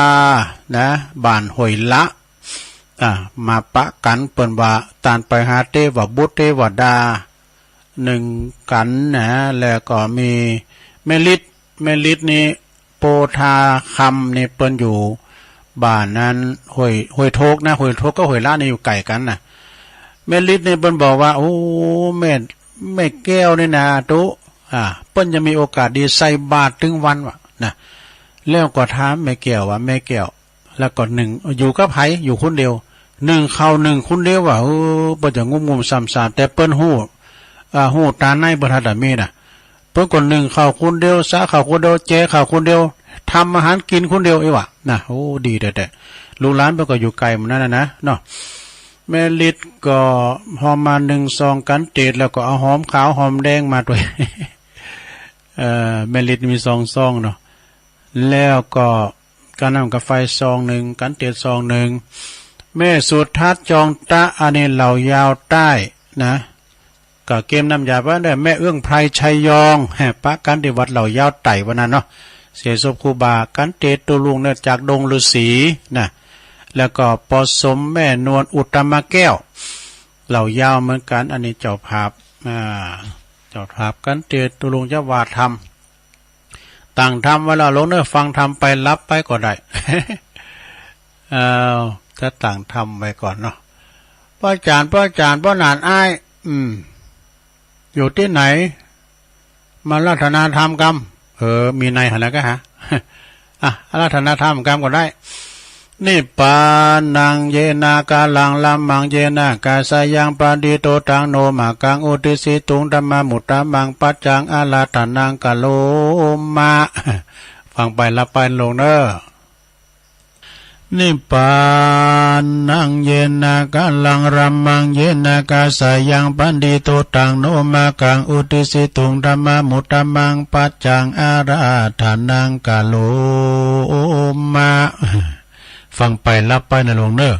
ก็เป็นทำอานิสงส์จากทำบุญงานศพเนี่ยมันมีอานิสงส์อย่างใดก็ลองฟังบ่นะหลวงเด้อ นะโมตัสสะภะคะวะโตอะระหะโตสัมมาสัมพุทธัสสะอุณนะเตอุตตะกังวุตังยะธานินังภวัตติเอวัมเมวะอิโตตินังเปตานังอุปกปปติติ สัทธโวดุลาสาปุลิสาตังหลายตั้งหญิงใจหนุ่มเทามีสัตตะเก้าเป็นประธานต่างมีใจบานชื่นจอยมักไฟหอยตั้งบุญหือตานุนบ่ขาดบ่ประมาทลาสาบัดนี้นะไม่มีหมู่เฮาเจ้าขาทั้งหลายตั้งฝ่ายก็เป็นเก้าเป็นประธานตั้งสายวงวานพี่น้องมิตรเกี่ยวป้องสหายคำมีใจใฝ่ฟังธรรมพระสัทธาจึงนำบุพาดวงดอกตั้งเขาตอกเตือนไฟจตุปัจจัยหลายเยื่องอันเป็นเครื่องบริวารมาถวายทานย่อยื่นด้วยใจชื่นยินดีแม้นอานิสงส์มีผาเสดใดบังเกิดมีมาขอยกมือสาส่งยุอุติสาไปหาผู้อันจุติมรณากากาชีวิตจากเสียตนขอกุศลเยื่องในไปลอดที่ดังหมายแก่ผู้ตายเตียงแต่แดเตออานิจจวัฏสังขารละอันว่าสังขารทั้งหลายนี่นะมันบ่เตี้ยงหูความเงียงไปมาสัพเพสาตามวลหมู่อันเกิดมาสู่ในโลกย่อมมาอาโภคแผ่พานเมอันนันหลายแหล่เมจุเงสาธานากันกรรมมาปะปันจองหอยย่อมกากาดก้อยเป็นผีบ่มีภายนี่พ้นจากตังกาพลากวำวายแม่นจักเมสัมปติหลายมากกวางเป็นเจ้าจ้างกษัตราหรือว่าคนอนาถายากไลก็บ่เว้นใดต่างตายต้านต่างหลายมวลหมู่อันนั่งหรือว่านอนอยู่ฟังธรรม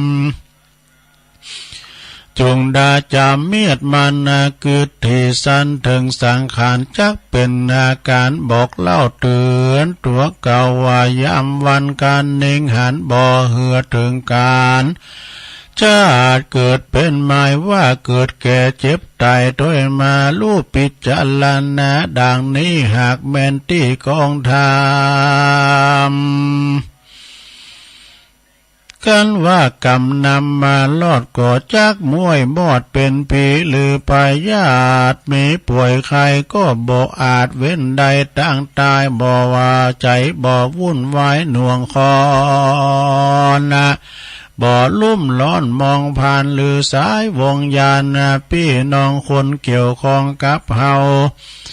กันว่ากรรมปะเอามาลอดได้มวยมอดมลานกมบ่ตุขาเอาไม่บ่ย้อนว่าเรานี้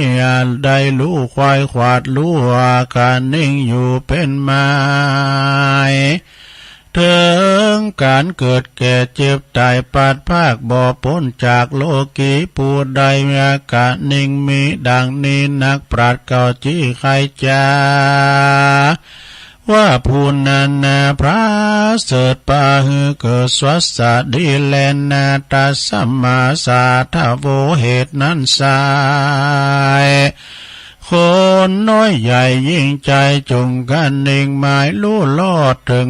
ความตายมวยหมดมีมากันว่าตัวเราลามวยมา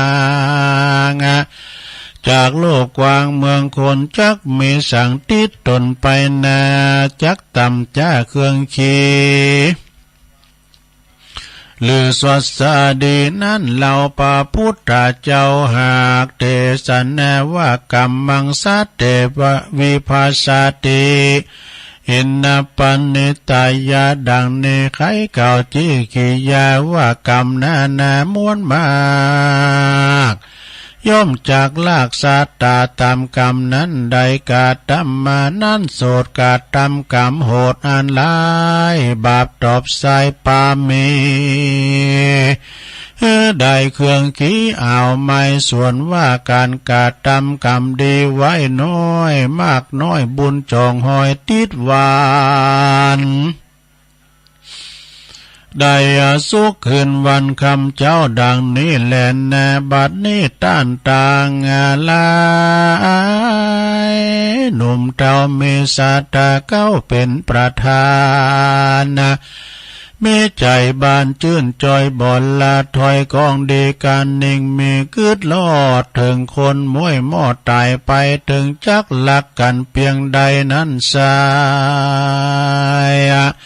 ก็เอื้อเฟื้อกันบ่ได้นานนำมีแต่กาทำการตั้งบุญฮือตานุนเขาน้ำหยาดน้ำอุติสะพร่ำไปหาผู้มรณามวยมั่งจากโลกกว้างเมืองคนบุญกุศลส่งอยู่ฮือได้อยู่สวัสดีอันนะว่าบุญกุศลมีเยื่องนี้บ่หลีกลี่ไปไหนหายไปที่ไหนลือสูญไปได้ปังเป่าคนหนุ่มเท่าหากทำเราขอจากเก่าจีฮือเจงที่ตำลายดังบาลีหลายหมายแต่เก่าอันตังเก่าเล่ากันมาว่าอุณนาเตอุตตะกังวูตังยาธานินังปาวัตตติเอวัมเมวะอิโตตินังเปตานังอุปกปปติดังเนขายเก่าจีกรรมายว่าธรรมดาน้ำฝนหลายตกต้องลงสู่ห้องเมืองคนจากที่บนลงสู่ยังที่ลุ่มอยู่สันได้อันว่าพลาบุญตานไปนั่นโสดก็ยังประโยชน์ปัจจุบันแก่ผู้ดับขันกลาพลากชีวิตจากสันดานก็มีด้วยประการดังนี้ถ้าอันเก่าจี้ไขมาแลนาศรัทธาต่างหลายหนุ่มเจ้าอันมานั่งเฝ้าฟังตามกาตามกรรมล้ำเลิศป่าเกิดสวัสดีอันว่าบุญกุศลมีนิสัยตั้นหากใดกาทำมาก็บ่อนำนาหลีกลี่หายสูญไปที่ต่างได้ย่อมได้ไปจู้ผู้กุศลทรงอยู่แผ่โพดไดยาเวนาทุกโตต่างผ่าน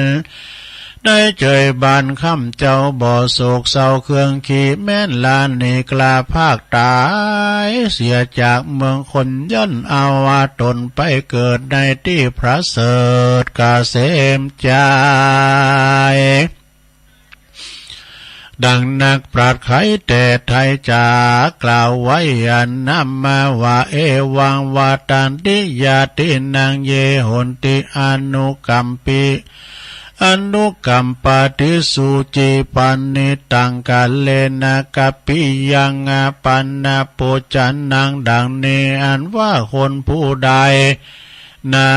หนุ่มเจ้ามีใจบ่เศร้าเจยบานใดหือตานข้าวน้ำว่าถูพร่ำปัจจัยหือยาติกาอันตายไปกลอยกลาดหลังน้ำหยาดไปหา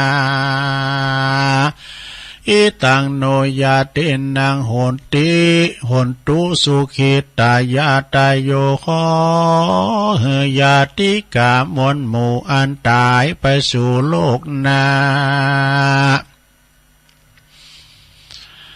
อย่าได้ต่ำจ้าสามานเฮได้สุขสำลานคำเจ้าแลนนาสัพเพสัตตาอันว่าเพศทั้งหลายหนุ่มเท่าก็มีใจบ่เศร้าเจยบาน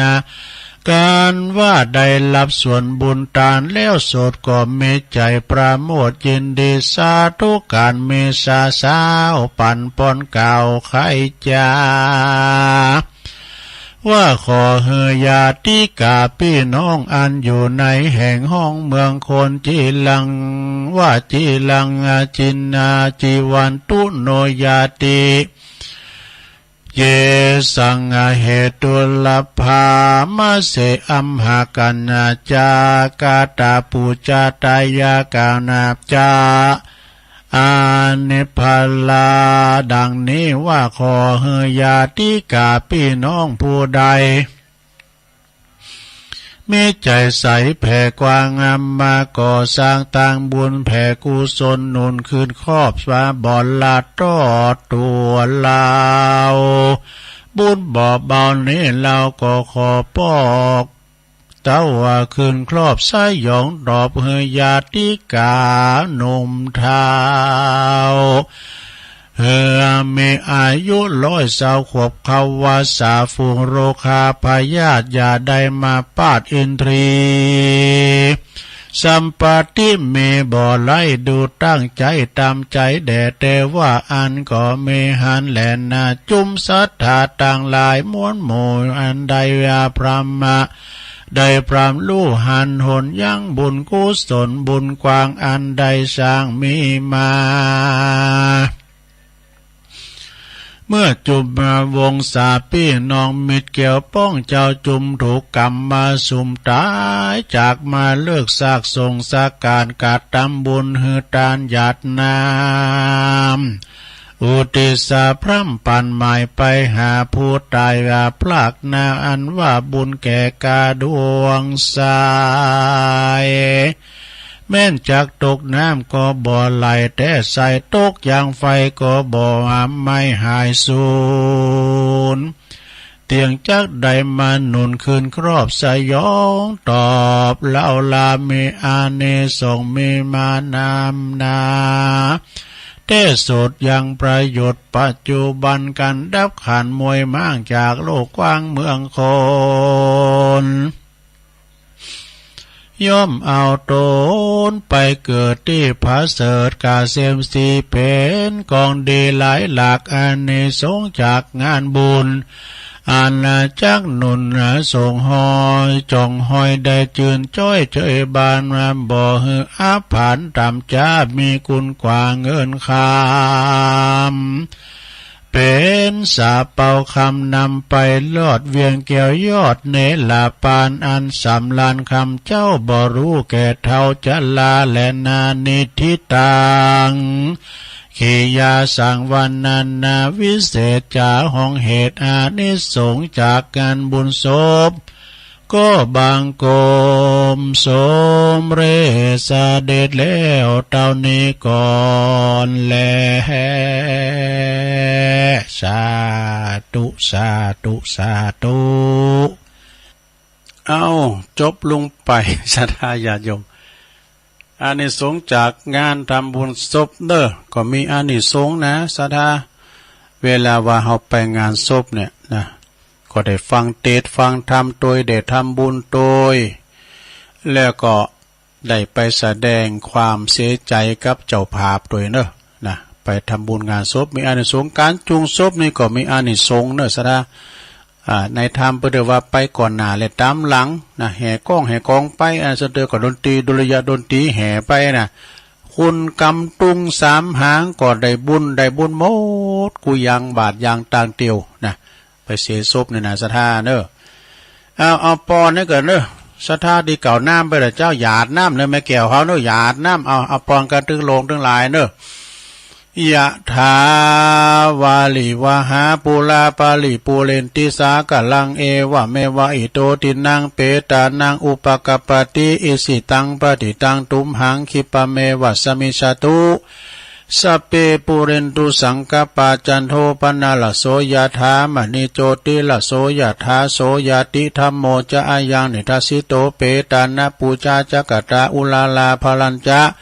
ภิกขุนามานุปตินังตุมเหหิปุญญังปสุตังอนาปกันติสัพพิติโยวิวัจจันตุสัพพะโลโกวินาศตุมาเตภวัตวันตรายโยสุขีติขายุโกภวะอภิวาทนาสีลิสานิจังวุตาปัจจายโนจัตตารโอธรรมาวัฏันติ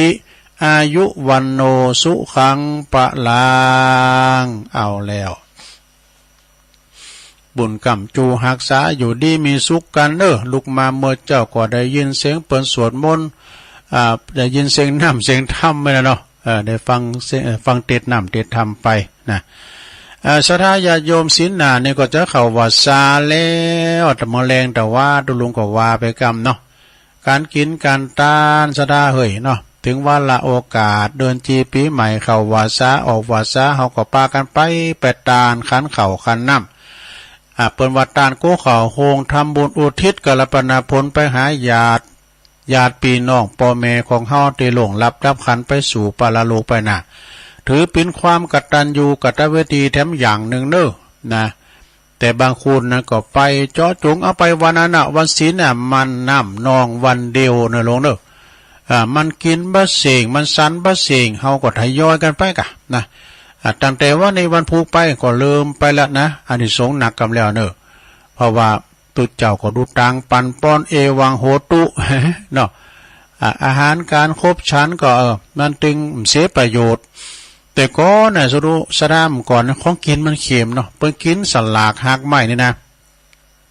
ตัวลุงเขาเป็นน้อย เป็นอ่อนนะเป็นรูเลยบ้านเนาะมันกองโกรธมันมีกาขนมจ๊อกกาห่อหนึ่งก็ไอ้กะแล้วก็บุตรยาจกวันนะไปพกคุณคอนี่ก่อนนักนะปรากฏทากินกับวันนะสุมาเดินตัวลุงไปยามตัววันห่อหนึ่งก็ว่ามันยังมาขยุนตีไหนนะปุระเป็นว่าผู้จอมผู้จกเปิ้นนั้นกวาดเอาเปิ้นเอาไปกินอยู่ไอ้เนาะของกินก่อนมันเค็มอย่าเนี่ยศรัทธาญาติโยมเนาะมันมีหลายมันกินบะเสงบะซ้ำก็พยายามทยอยไปเนอะวันนี้จะมาสักขันอยู่ที่มาจะทยอยมาเนอะอันนี้ทรงแห้งนะเปิ้นดูตังปันป้อนเนาะ ที่วัดนี่ก็เน้นเขาก็ไปเก็บปิ่นโตไว้กะเนาะศรัทธาเนาะโอ้วัดสาก็ปากันไปอาบน้ำฟังธรรมใส่บาตรหยาดปกสวดมนต์สวดโยโกห้องในโรงเนอะไปวัด7 วันไหนก็ไปวันอย่างเงี้ยนะไปรับนอนกลางวัดถือกรรมฐานเนี่ยนะศรัทธาญาติโยมทั้งหลาย ไปกินไปตานกันเนาะตุลุงเขาประกาศอันนี้แฮมกัมนะศรัทธาเนาะ วันนี้ก็พลตังทหารพัฒนาภาค3ตุลุงก็ไม่ได้ไปไหนจะได้ต้อนรับทหารมาเป็น50 นายบ่เนาะเปิ่นจะมาเวนเตนมาตานเตนโดยเปิ้นมาก่อนเข้าพรรษานี่คุณจะหลายเนาะอาสาฬหบูชาเปิ้นจะมาเวนและเปิ้นจะมาก่อนงานวันนี้เปิ้นก็จะมาแสดงตนแสดงโตเป็นพุทธมามกะนะหลวงพ่อก็จะได้ต้อนรับตุลุงก็จะได้ไปตั้งคืนตั้งสังเบือกะนะวันเนี้ยทหารพัฒนาภาค3ในกรปทำงานหนึ่งอันนี้ก็โอ้ศรัทธาที่วัดทาดอนใจเนอะอำเภอแม่ทาปุ่นนะในเมตตาบารมีธรรมอาจารย์พระครูวีรกิจสถาพรเจ้าคณะตำบลพร้อมกับคณะศรัทธาเพื่อก่อจะมีงานบำเพ็ญกุศลศพของหลวงพ่อท่านพระอาจารย์อินคำศรีละเตโชอายุเปิ้น64นะศรัทธาญาติโยมวันที่28วันนี้ก็ได้28แล้วเนาะวันเนี้ยนะวันนี้27กะวันที่28นี่เปิ้นจะอาราธนาศพขึ้นนอนพระศาสตร์นี่นะแล้วก็29เปิ้นจะประชุมเพลิงศพที่ทาดอนชัยวัดทาดอนชัยนะอันนี้ท่านอาจารย์อินค่ำเนี่ยเปิ้นมีเปติมาเบ็ดเบี้ยนเหมือนกันเด้อเปิ้นก็ระงับโดยการนั่งสมาธิอธิษฐานนะภาวนาเปิ้นกำหนดว่าเจ็บน้อยนะก็มันก็เบาบางไปเปิ้นก็อยู่ใกล้ห้องยาเมธาแล้วก็เปิ้นก็กำหนดไปนะเปิ้นเล่นละสังขารในทานั่งอธิษฐานนั่งคัดสมาธิคือนั่งสมาธินะฉะนั้นก็วันที่29เปิ้นจะประชุมเพลิงศพไปกันตุลุงหันในเฟซน้ำเจ้าผอมที่จะกำนะแล้วก็วันที่28เปิ้นก็จะได้อาราธนาคืนนอนพระศาสตร์เม่นใหม่กันต่อไปในโอกาสตอนนี้นะเพิ่นพาไผจะรับเป็นสังฆทานชุดละ1,500 บาทเด้อผัดไตรชุดละ500 บาทหรือจะไปออกโครงทานข้าวน้ำโภชนาหารก็เชิญกันได้เด้อที่วัดทาดอนชัยติดต่อถามที่ท่านพระครูวีรกิจสถาพรเจ้าคณะตำบลนะแล้วก็ติดตามไปติดต่อที่ปนันปั้นก็ได้เด้ออินมาศปจานนะท่านอาจารย์อินคำศรีละเตโชเนี่ยเป็นปิ้นพระลูกวัดเนอะเจ้าวัดเป็นก็เป็นพระครูเหมือนกันนะเนาะทาดอนชัยเนาะก็ประกาศไปนะศรัทธาญาติโยมทั้งหลายเนาะก็ข่าวสารงานบุญกรมป้อมีหลายมันเก่าอันนี้ทำกรรมเนาะศรัทธาเนอะ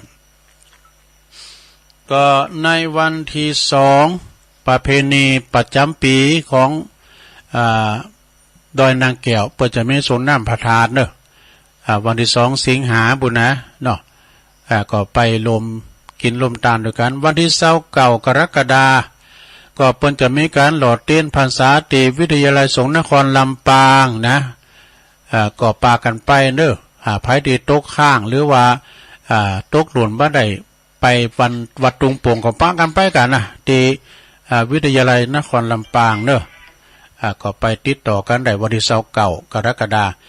11ถึง18นี่ก็ที่วัดพระพุทธบาทตากผ้าสิงหาเนอะเดินหน้านี่นะ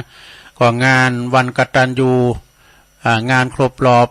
วันมรณภาพของครูบาเจ้าพรหมาพระมัจจโกวันที่17เนอะวันนั้นเปิ้นนะแต่ว่าวันที่11ถึง18เนี่ยเปิ้นจะไปปฏิบัติธรรมเข้ากรรมฐานภาวนากันเนอะอุบาสกอุบาสิกานะที่วัดพระพุทธบาทตากผ้านะถ้า11เนี่ยก็เริ่มละนะ17นี่ก็มาพระสงฆ์พิธีก็เป็นจำนวนเป็นร้อยซะนะเปิดทำบุญอุทิศถวายครับครูบาพรหมาเนอะ18เปิดก็ลาศีลก็นะ แล้วอันนี้งานส่วนร่มนะคืนสีขาวบัดใจคืนสีขาวก็ตามเนื่องโดยพระสงฆ์นักจัดรายการนักป่าพระนักเผยแผ่ธรรมะนะแล้วก็คณะศรัทธากลุ่มคืนสีขาวบัดใจคืนสีขาวก็ตามนะหลากสีเจิญรวมสืบสารประเพณีส่งเสริมพระพุทธศาสนาถวายเทียนพรรษาในเขตอำเภอฝางเก่าวัดโดยกันเนอร์ณที่วัดพระบาทอุดมตำบลเวงอำเภอฝางจังหวัดเชียงใหม่เจิญรวมทำบุญเดินทางพร้อมเพรียงกันนะในวันที่13สิงหาคมหลังวันแม่วันเนอะ13เนี่ยนะสิงหาคม2566กำหนดการก็คือเวลา 05.30 คือว่า5 โมงครึ่งนะ5 โมงครึ่งเมื่อเจ้าเนี่ยไปรวมตัวกันได้ที่ปั๊มน้ำมันปตท.แม่ริมแยกสะเมิงเนอะนะไปหับเบอร์รถก็หันนะเบอร์รถจะต้องติดกูกันนะเวลา6 โมงครึ่งนี่ก็จุดรวมทุกคณะนะ6 โมงครึ่งนะรวมทุกคณะตีปากตั้งปางปางกว่างปากตั้งปางกว่างอำเภอแม่แตงนะเวลา9 โมงครึ่งนั้นก็ถึงจุดแหลก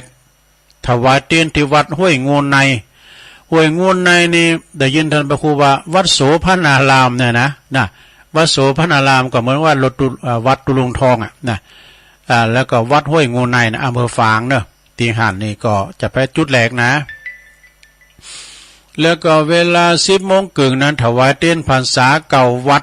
นะ9 เล่ม 9 วัดณที่วัดพระบาทอุดมน้ำบ่อสาวาดังต่อไปดีเนอะ9 วัดก็มี1 วัดพระบาทอุดมและ2 วัดเสาหิน3 วัดเทพอำนวย4 วัดสุวรรณารามม่อนปิ่น5 วัดปัณณารามเนาะตุ่นหนุน6 วัดศรีมงคลตำบลสันทรายนะ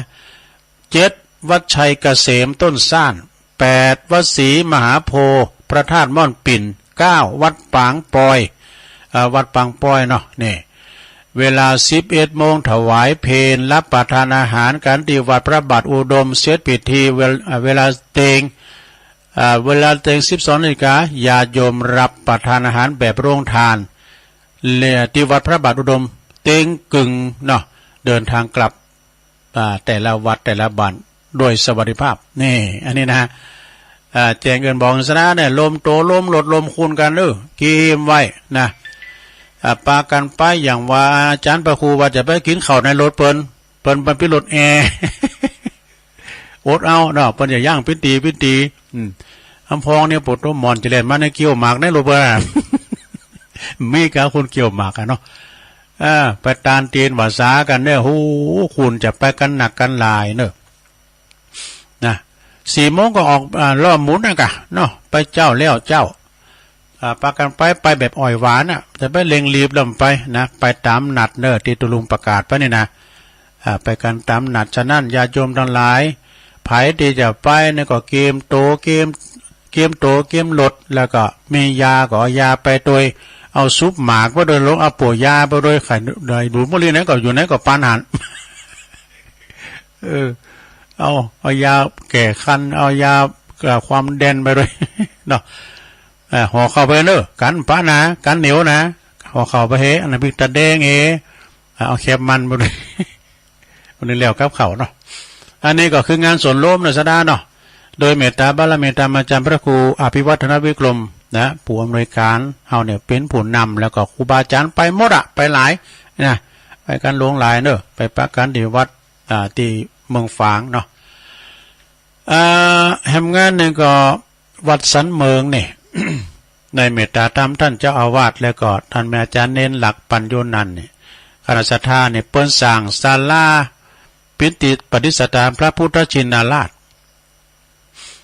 เป็นปกเก่าคุ้มโหเนาะเปิ้นจะเอาน้อยนะเอาใหญ่นะเวลาเปิ้นมีการไม่งานจัดหาเลยนะไผปัจจพินเจ้าภาพเล็กปูนหินดินทรายก็ติดต่อที่สามเณรเอาลักปัญโยนันเนอะที่ปู่จานก็ได้เจ้าอาวาสก็ได้นะ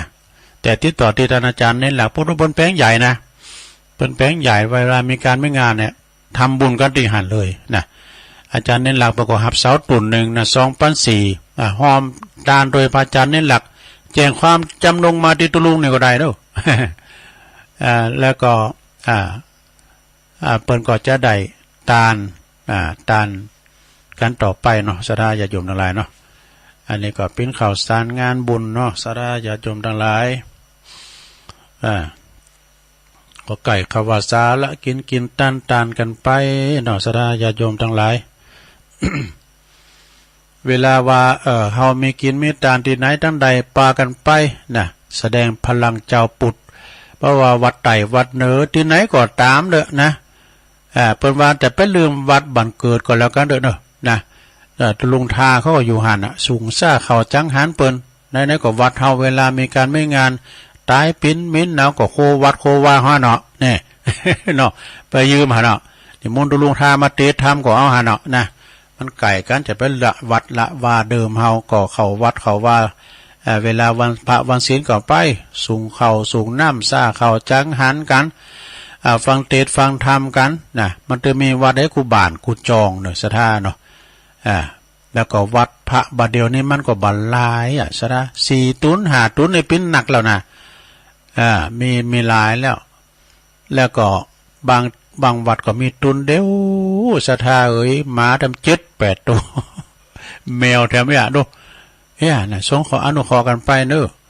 เพราะว่าสัตว์สิ่งหิงหอยก็มาปึงบุญวัดวาอารามเนี่ยพอวัดวาอารามนี่เป็นตุนเมตตาเนาะตุเจ้าบางตุนก็ไปบิณฑบาตก็กุ้มฉันพอให้พอดีก็ติดหมาติดแมวเนี่ยนะก็เลยเอาโซ่เข้าหือหมาแมว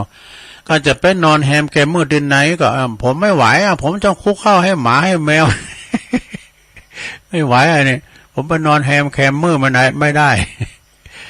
จะต้องคุกเข้าให้หมาเป็นหงนะอันนี้ก็ปิ้นอันขาดถาดมาแมวเมื่อไหร่ในกรประวานะในกรประวาเนาะ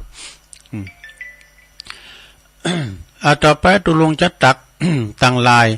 สดาญาติโยมก็ถ้าตักตุลุงตักตังลายก็เขียนการ์ตูนมาแต่มาถึงนะ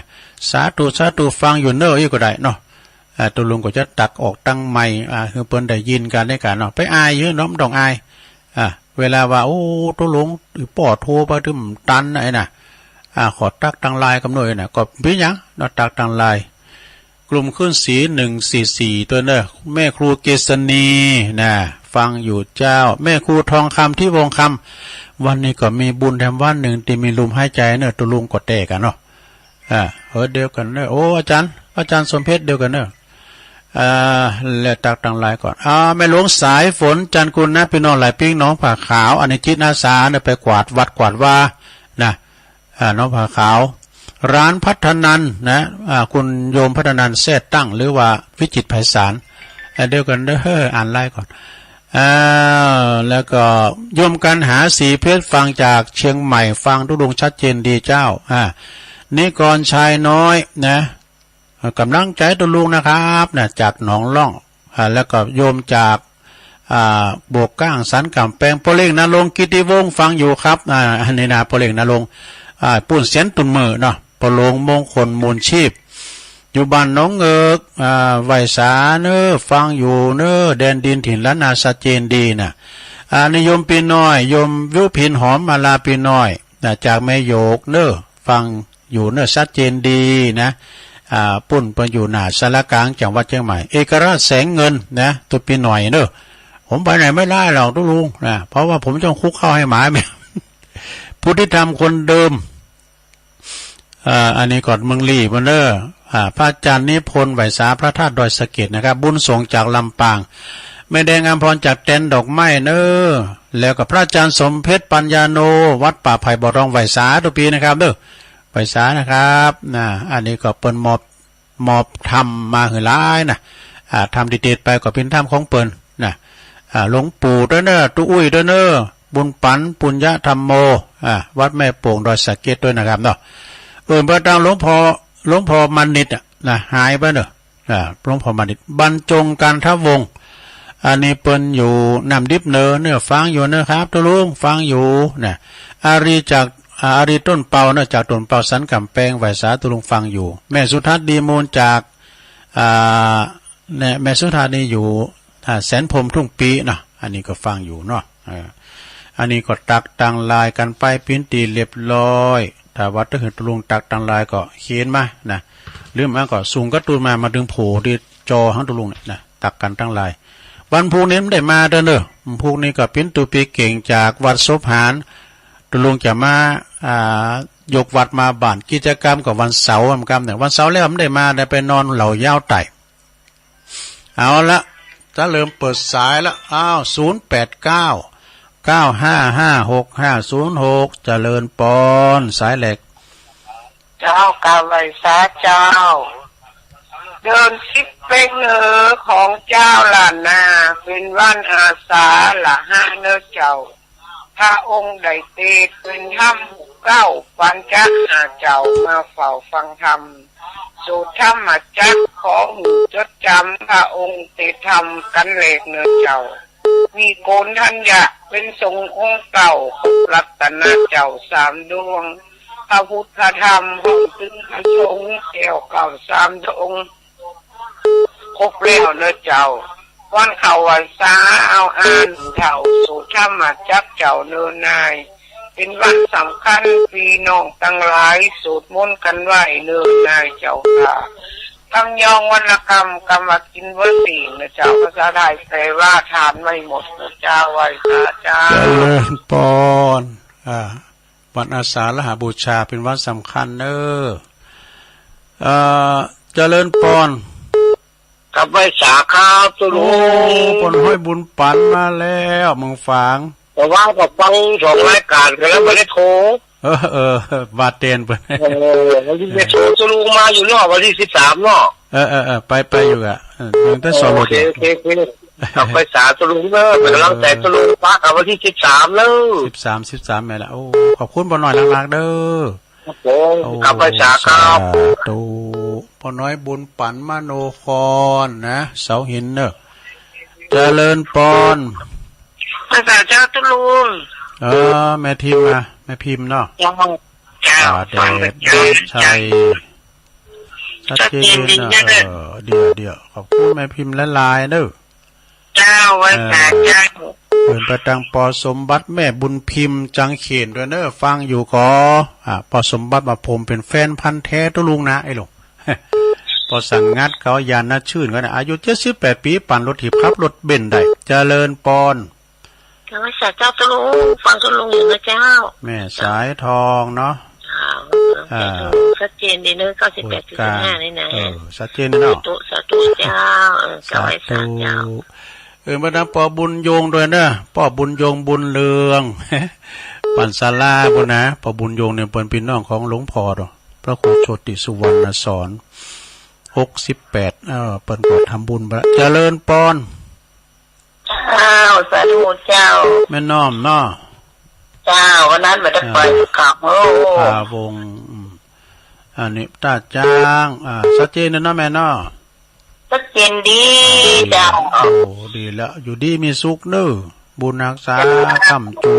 เนาะสาธุ08995565506 0899556506เจริญปอนโอ้ยสาจะลงวันนี้ตีนจ๊อบจะลงมาทำคนเดียวคุณเถ่าบกก้างเจ้าเป็นเดเนอร์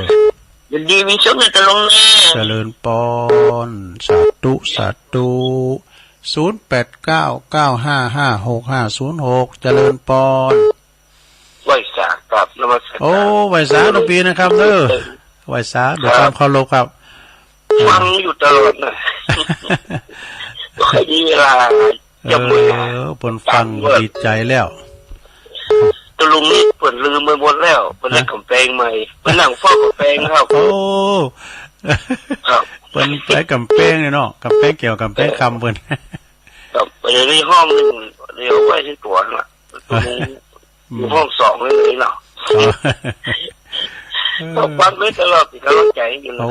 ขอบคุณทุกปีหลายๆเนาะช่วงนี้ช่วงมุดขนาดเลยหน้างานนักก็ได้มันเติมเต็มกับงานหันกันนี่ได้ครับอาจารย์อาจารย์โนแล้วก็บุคลากรก็บอกนี้ครับโอ้แต่กะมันเข้มในตู้เจ้าตู้รองก็เป็นตู้น้อยก็เป็นขยมก็เป็นโลงก็เป็นหมดแต่ครับเป็นให้ยาครับจะเข้าใจกันเลยครับโอ้ไหวสาทุกปีนักเด้อวันถ้าครับว่างๆมันได้จะจวนตุลุงขึ้นไปหาสักวันโอ้ด้วยความเคารพครับสาธุครับด้วยความเคารพและนับถือตลอดครับไหวสาทุกปีครับพระอาจารย์สมเพชรปัญญาโนเนอะนี่เปิ้นอยู่วัดป่าไผ่บ่อทองเนอะปิ้นตัวใหญ่ตัวน้อยขยมเสร็จว่าเปิ้นว่าเจริญปอนครับไว้สาธุป่อบุญตันมาแหละป่อบุญตันป่าไร่3 ยอดกำลังใจอันเด้อโอ้ขอบคุณปอหลายๆเด้อไอ้สา60ผู้ใหญ่ดีตุลุงเคารพนับถือทำทัน1เน้อป่อบุญตันป่าไร่จะได้3 ยอดเจริญปอนกราบได้สาเจ้าตุลุงเมสีทอนะจ้าเมสีทอนหนองบัวชัยปราการเนาะฝนตกป่ะตุลุงตะคืนน่ะไม่ฝนชักน้อยแหละนี่ก็แบบตกแต่ว่าละตอนนั้นฝนตกมันก็ตอนนั้นมันปลอดฝุ่นได้เต็มเลยนะวันนี้เนี่ยพระบาทอุดมชัดเจนนี่เนาะเจ้าโอ้เดี๋ยวขอบคุณหลายๆเนอะเจ้าโมทนา0899556506เจริญปอนน้อยสักครับยุมยายพรร้องบัวแดงเนาะชัดเจนดีเนาะฟังไปติ๊กฟังดีละฟังพระครูต่อเด้อต่อจากตุลุงนี่นะดีมีสุขเจริญปอน661เจริญปอนไปสาเจ้าตุลุงสวรรค์นะเจ้าสวรรค์เจ้าฟังอยู่เจ้าตุลุงตั้งแต่เพลงได้น้อยแล้วเจ้าโอ้ทุกเจ้าได้เจ้าให้สาเจ้าขอบคุณหลายๆเนอะที่เปิดติดตามฟังกันเนาะต่างเมืองฟังไม่อายใส่ประการมาละเจริญปอนเจ้ากับพระสาเจ้าตุลุงวันนี้ตื่นขึ้นมาก็ได้ไหว้พระได้ฟังธรรมตัวตุลุงได้มีลมหายใจอยู่เด้อเจ้าอยากแม่สุเตี้ยศิลาพรสิเตี้ยมันห้องละปูนเด้อฟังตุลุงธรรมดาเจ้ามาแล้วเด้อเจ้าตั้งสายใต้นี่นาสีเนี่ยสีเตี้ยศิลาพรสีเจริญสีปทุมนี่นาเพิ่นฟังกันนักกันหลายเด้อตุลุงเจ้าขอบคุณมาสุกแก้วหลายๆเด้อเจ้ากราบไหว้สาเด้อตุลุงสาธุเจ้าเพิ่นประดังขจรพอใจเด้อเน้อตาจ้างวันนั้นก็กึดนะก็ได้ไปขจรพอใจจิตอาสาเจริญปอนแม่สาเจ้าพระลุงเจ้าแม่อยู่ไหนแม่สิพันแม่โจเจ้าแม่สิพันเนาะแม่โจเจ้าไปหลายคนอยู่เนอะ13นี่นะดีแล้วเกมรถเกมคุณเนอะเจ้าสาธุตุลุงก็ยังมีรถได้ไปไม่ได้ไป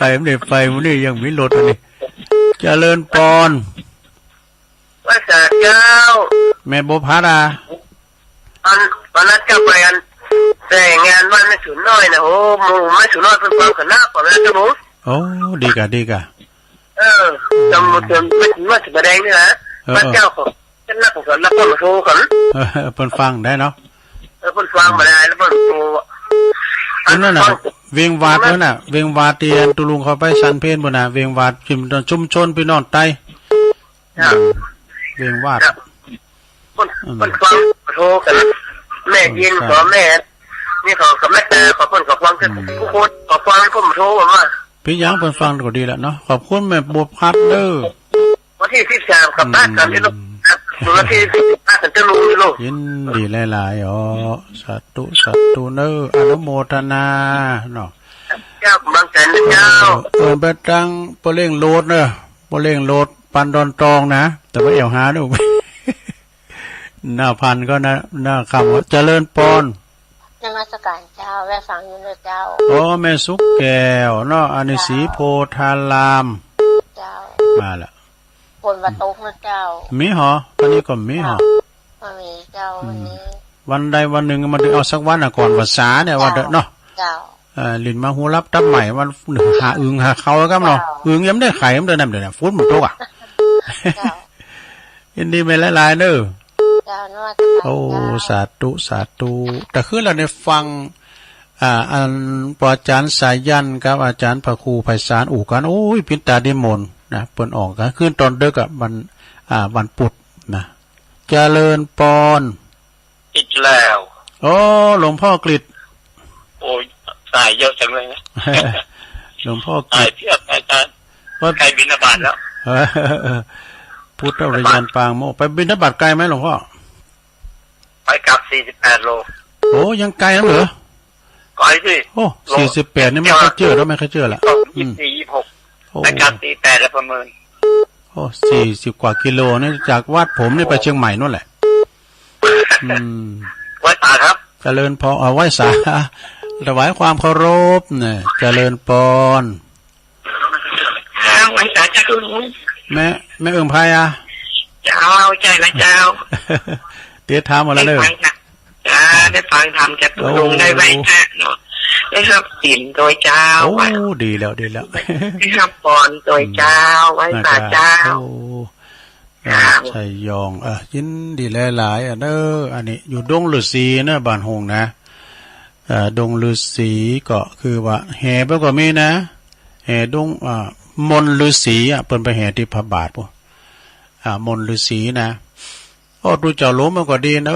เปิ้นก็เก่งมีความสามารถแต่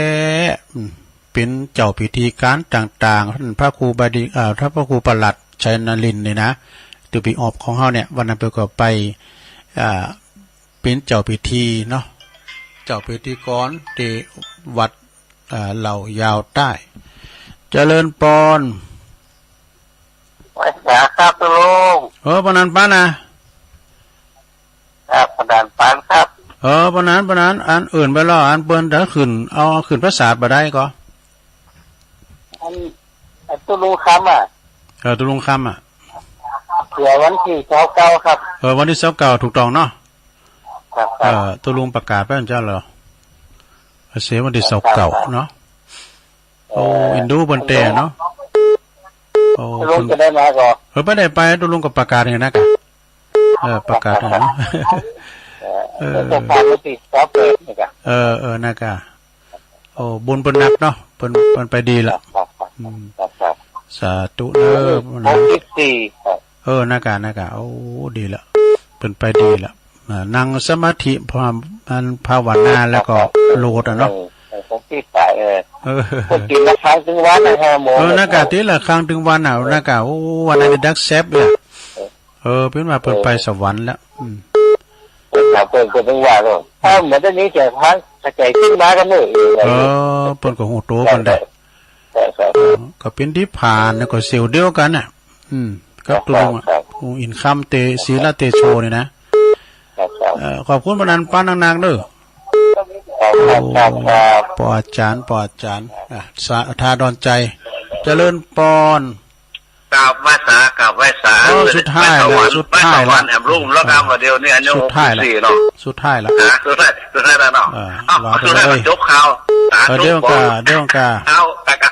หน่อย ว่าไปหน่อย วันนั้นไปแบบป้าแม่สาคุ้มตะวันไทยเป็นไทยผมโน้ตเด็ดปากหลวงพ่อสาธุกิจนันเนาะนะ ไปที่ไหนน่ะ วัดสารคามรังสรรค์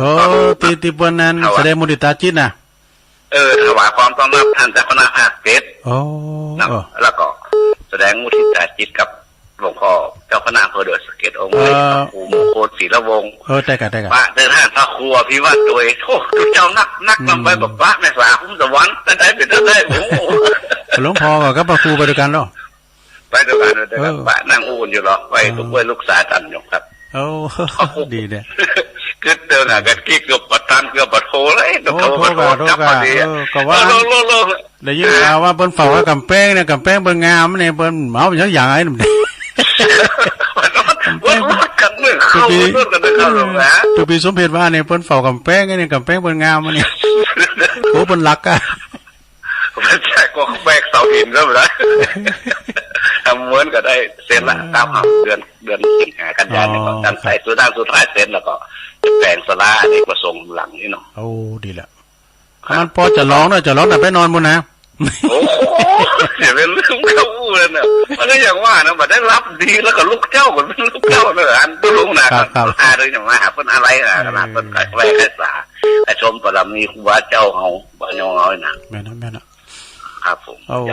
ขอบคุณหลวงพ่อนักเด้อโอ้บุญนักษาเด้อบุญนักษาฟังไปสวรรค์แล้วนะโอ้ยกุศลสัตว์ตู้ไว้สาครับโอ้ก็มาสิ้นสุดดีหลวงพ่อมานิดเนี่ยเนาะโอ้เวลาตุลุงจบพอดีขอบคุณหลวงพ่อมานิดด้วยเด้อก็โทนสายก็มีแม่น้อยกาดนัดเด้อบ้านดอนหลงพ่อน้อยบุญปั่นมโนครเสาหินฟางเด้อปะกันแม่พิมพ์ป่าแดดแม่สายทองหอยการแม่น้อมสุภาวงตาจ้างคุณเฒ่าโบก้างพระอาจารย์สมเพชรปัญญาโนวัดป่าไผ่บ่อทองปิ้นตัวน้อยตัวหลงขยมเสร็จ